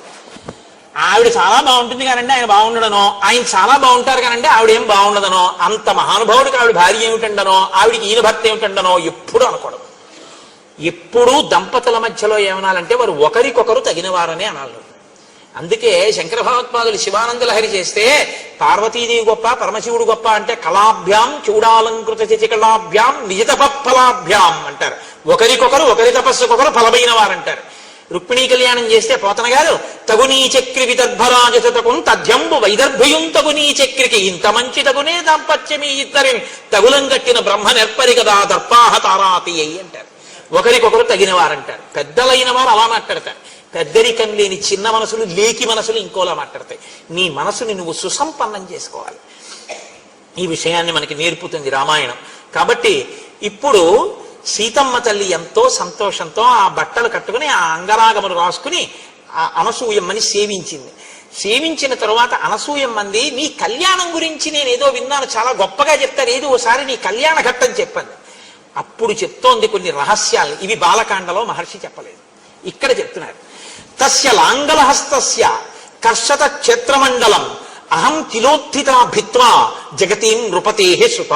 కొంతమంది ఏమంటారంటే ఏదో నాగటి చాలుకు దొరికింది, మందసంలో దొరికింది, పెట్టెలో దొరికింది అంటారు. సీతమ్మ అలా చెప్పలేదు. ఆవిడ ఏం చెప్పిందంటే మా తండ్రి గారు యజ్ఞం చేద్దామని భూమిని నాగలి చేత్తో పట్టుకుని దున్నుతూ విత్తనాల్ని చల్లుతున్నప్పుడు భూమి చీరుకున్న తర్వాత అందులోంచి నేను ఉద్ధిత పైకి ఇలా లేచాను. ఆవిడ భూమిలోంచి పైకి లేచింది. సమాం దృష్ట్వా నరపతి ముష్టి విక్షేపతత్పర పాంసు కుంఠిత సర్వాంగీం జనకో విస్మితో భవత్. చేతిలో విత్తనాలు పట్టుకు తల్లుతున్న మా తండ్రి నాగటి చాలు ఆ గాడిలోంచి ఇలా పైకి లేచినటువంటి నా ఒళ్ళంతా మట్టితో ఉంటే గబగబా వచ్చి బిడ్డలు లేని జనకుడు నన్ను తీసుకుని ఒళ్ళో కూర్చోపెట్టుకున్నాడు. కూర్చోపెట్టుకుని మనసులో నన్ను కుమార్తెగా భావన చేశాడు. అనపత్యేన చ స్నేహాత్ అంకమారోప్య చ స్వయం మమేయం తనేయత్యుక్త్వా స్నేహోమగి నిపాతితః. నన్ను స్నేహంతో సంతోషంగా నన్ను కుమార్తెగా చూసి ఒళ్ళో కూర్చోపెట్టుకున్నాడు. కూర్చోపెట్టుకోగానే ఈమె ఆయన కుమార్తె ఏనా దొరికింది తప్ప అయోనిజ. అయోనిజ నరకాంత కాదు కదండి. సీతమ్మ నరకాంత కాదు, స్పష్టం. నరకాంత అయితే నరుడికి జన్మించాలి, నరుడికి జన్మించలేదుగా. అయోనిజ కాబట్టి నరకాంత మాత్రం కాదు. నరకాంత మాత్రం కాదు కాబట్టి యోని సంభవ కాదు కాబట్టి దేవతాకాంత. ఇప్పుడు ఈమె నాకు కూతురు అని నేను ఎలా చెప్పాలి సమాజంలో అంటే అశరీరవాణి పలికిందిట పైనుంచి. అంతరిక్షేచవాగుప్త అప్రతిమా మనుషీకిల ఏవమే తన్నరపతే ధర్మేణ తనయాతవా. ఈమె నరకాంత కాదు, ఈమె అయోనిజ. అయినా నీకే దొరకాలని నాగటి చాలు పెట్టి దున్నుతున్నప్పుడు భూమిని చీల్చుకుని భిత్వా అన్నారు. భూమిని చీల్చుకుని ఉద్ధిత పైకి లేచి నీకు కనపడి నీ ఒడి చేరింది కాబట్టి ఆమె నీకే దొరకాలని దొరికింది కాబట్టి ధర్మము వలన నీకే కుమార్తె. జనకునికి దొరికింది కాబట్టి జానకి అని నువ్వు పిలవచ్చు అన్నారు. అందుకునమ్మా నేను జనకుడికి కూతురుని అయ్యాను తప్ప ధర్మంలో నేను వీరికి కూతురునని చెప్పడం కుదరదు అంటే అన్యాపదేశంగా చెప్పేసింది. అసలు నేను నరకాంతన కాను, నేనే శ్రీ మహాలక్ష్మిని. తత ప్రహృష్టో ధర్మాత్మా పితామే మిథిలాధిప అవాప్తో విపులాం బుద్ధిం మామవాప్య నరాధిప. మా నాన్నగారు చాలా సంతోషంగా నన్ను తీసుకెళ్లి పెంచి పెద్ద చేశారు. మా అమ్మగారు కూడా సంతోషించారు. కానీ మా నాన్నగారు ఎక్కడ బెంగ పెట్టుకున్నారో తెలుసా అమ్మ? అయోనిజాం హిమాం జ్ఞాత్వా నాధ్యగచ్చద్విచింతయన్ సదృశం చానురూపంచ మహీపాలపతిం మమ. అయోనిజ అయినటువంటి ఈ పిల్లకి నేను భర్తను ఎక్కడి నుంచి తీసుకురావాలి, ఎవరికిచ్చి పెళ్లి చేయాలి, ఎలా తెలుస్తుంది అని మా నాన్నగారు బెంగ పెట్టుకున్నారు. అందుకని శివధనస్సును అక్కడ పెట్టించాడమ్మా. ఎవడు శివధనస్సు ఎత్తాడో వాడి శివుడు. శివుడు విష్ణు సహస్రనామంలో విష్ణువుకి శివ అని నామం లేదు. శివుడు అంటే మంగళకరుడు. మంగళకరుడు అంటే ఎవరు? మంగళములకు మంగళం ఏమిటంటే శివ అంటే బతికుండడమే శివ. లోపల ప్రాణం ఉంటే మంగళం, ప్రాణం లేకపోతే అమంగళం. కాబట్టి అంతటా వ్యాపించి లోపలికి కూడా వెళ్ళేటటువంటి వాయు రూపంలో ఉండి అంతటా పరివ్యాప్తమైనటువంటి రూపం విష్ణువు. అంతటా ఉన్నది ఆత్మ, ఆత్మగా ఉన్నది శివుడు, శివుడు విష్ణువు అభేదం. కాబట్టి శివ ధనస్సు ఎవరెక్కు పెడతారో వాడే ఈ సీతమ్మని భరించగలిగిన భర్త. విష్ణువు ఈ లోకంలో నరుడిగా జన్మించాడని గుర్తుపట్టాలంటే శివధనస్సు ఎక్కువ పెట్టాలని విష పెట్టాలి. అందుకని నన్ను వీర్యశుల్కని చేశాడు మా నాన్న. స్వయంవరం ప్రకటించి ఎవరు శివధనస్సు ఎక్కువ పెడతారో వాళ్ళకిస్తాను అన్నాడు. మహాయజ్ఞే తదా తస్య వరుణేన మహాత్మన దత్తం ధనుర్వరం ప్రీత్య తూణీచాక్షయ సాయకౌ. వరుణుడు ఇచ్చినటువంటి ఆ అక్షయబాణ తూణీరములు శివధనస్సు మా ఇంట్లో ఉన్నాయి కాబట్టి ధనస్సు ఎక్కువ పెట్టిన వాడికి ఇస్తాను అన్నాడు. కానీ అమ్మా ఏమైందో తెలుసా, రామచంద్రమూర్తి వచ్చారు ఒకప్పుడు. వచ్చి ఈ శివధనస్సుని ఎక్కువ పెట్టాడు. అప్పటికి లోకంలో కొన్ని కోట్ల మంది నన్ను భార్యని చేసుకోవాలని చూస్తున్నారు. ఎవరు శివధనస్సుని ఎక్కువ పెట్టలేదు, నేను ఎవరికి భార్యని కాలేదు. ఇప్పుడు రాముడు శివధనస్సు ఎక్కువ పెడితే నన్ను ఇస్తానని మా నాన్నగారు అన్నారు. కాబట్టి రాముడు ఎంత సంతోషించాలి, యవ్వనంలో ఉన్న యువకుడైన రాముడు. అందులో సీతమ్మ స్వరూపం అంటే మాటలా జగదేక సుందరి ఆ తల్లి. అటువంటి తల్లిని తతోహం తత్ర రామాయ పిత్రా సత్యాభిసంధిన నిశ్చితా దాతుముద్యమ్య జలభాజనముత్తమం.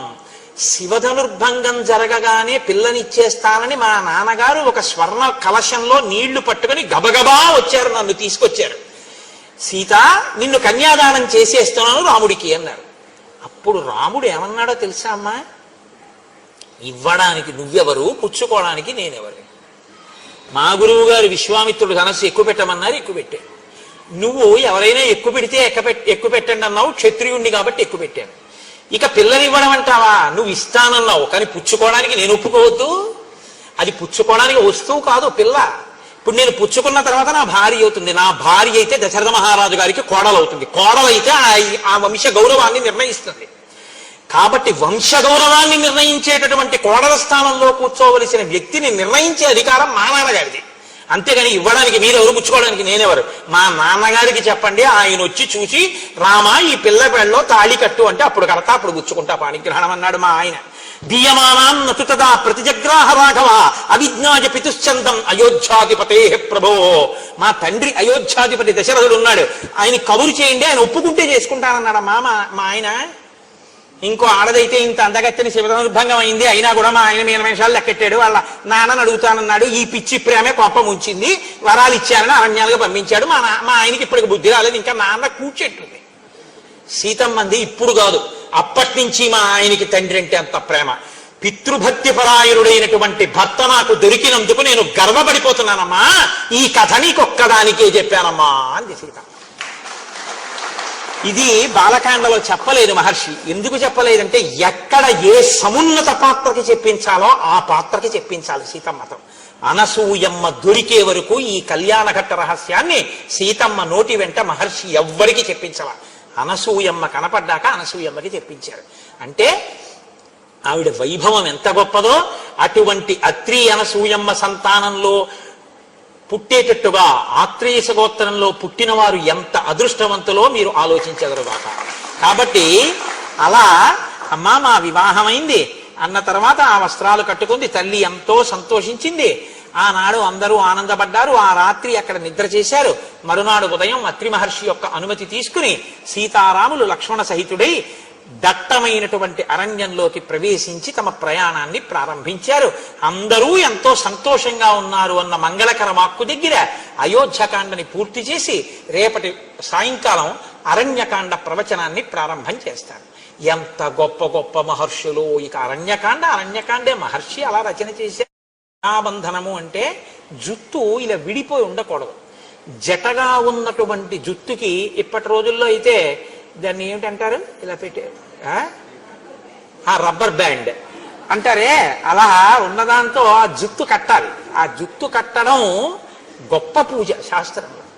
కాబట్టి ఇప్పుడు ఆ తల్లి అనసూయమ్మగా కూర్చోవడానికి యోగ్యురాలైన తల్లి, లేదా ఆమె అనసూయమ్మ ఒక ఘనాపాఠి గారి యొక్క ధర్మపత్ని ఆ తల్లి ఇచ్చేశారు. ఆవిడ్ని తీసుకొచ్చి చక్కగా ఆ పూజ చేయిస్తారు. ఆవిడికి అంగరాగములు రాస్తారు, అంటే ఆవిడికి కూడా పౌడరు మొదలైనవి రాస్తారు. చక్కగా బొట్టు ఉంచుతారు, కాటుకు ఉంచుతారు. ప్రత్యక్ష నివేదన మంత్రంతో ఆవిడ చేతిలో పళ్ళు పెడతారు. ఆవిడ తింటారు. ఆవిడికి తాంబూలం ఇస్తారు. తాంబూలం చాలా గొప్ప సూచన ఐదోతనానికి. అందుకే శంకరాచార్యులు వారు సౌందర్యలహరిలో తాంబూలం మీద శ్లోకాలే చేసేసారు. రణీజిత్వాదిత్యానపహృత శిరస్త్రై కవచిభి అంటూను.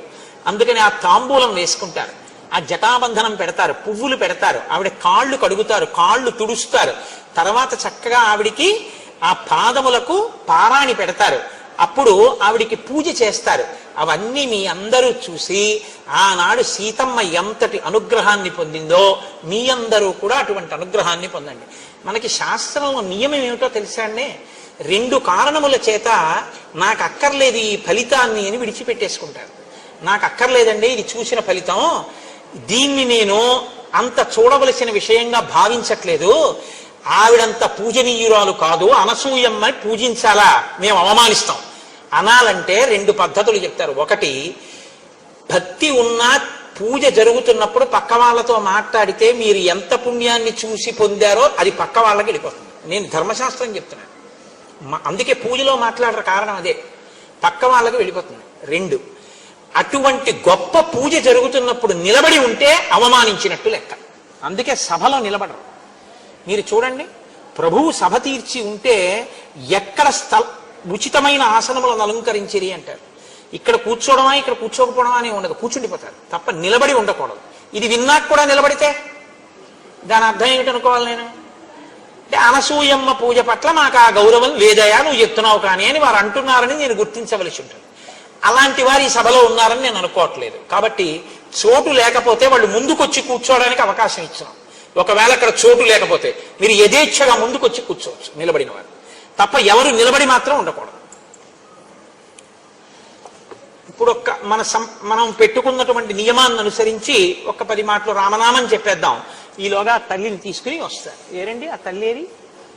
ఆవిడ్ని తీసుకొచ్చి కూర్చోబెట్టండి, మేము 11 మాటలు రామనామం చెప్పేస్తాం. ఈలోగా మంగళ వాయిద్యమా? అయితే 1 నిమిషం ఆగండి, నేను రామనామం చెప్పాక కోరి కొలిచిన వారికెల్లను కొంగు బంగారు రామనామము. రామనామము రామనామము రమ్యమైనది రామనామము. వాద భేదాతీతమగు వైరాగ్యమే శ్రీరామనామము. రామనామము రామనామము రమ్యమైనది రామనామము. ఆంజనేయుని వంటి భక్తులకు ఆశ్రయము శ్రీరామనామము. రామనామము రామనామము రమ్యమైనది రామనామము. నీలమేఘ శ్యామలము నిర్మలము శ్రీరామనామము. రామనామము రామనామము రమ్యమైనది రామనామము. జానకీ హృత్కమలమందున అలరుచున్నది రామనామము. రామనామము రామనామము రమ్యమైనది రామనామము. 3 నదులను దాటు వారికి మోక్షలక్ష్మి రామనామము. రామనామము రామనామము రమ్యమైనది రామనామము. భక్తితో ప్రహ్లాదుడడిగిన వరములొసగెను రామనామము. రామనామము రామనామము రమ్యమైనది రామనామము. ఎందరో మహానుభావుల గంధమాయను రామనామము. రామనామము రామనామము రమ్యమైనది రామనామము. కోటి జన్మల పాపమెల్లను రూపుమాపును రామనామము. రామనామము రామనామము రమ్యమైనది రామనామము. పాలు మీగడ పంచదారల పక్వమే శ్రీరామనామము. రామ మహేశ్వర పరబ్రహ్మార్పణమస్తు. స్వస్తి. అయ్యా తీసుకురండి.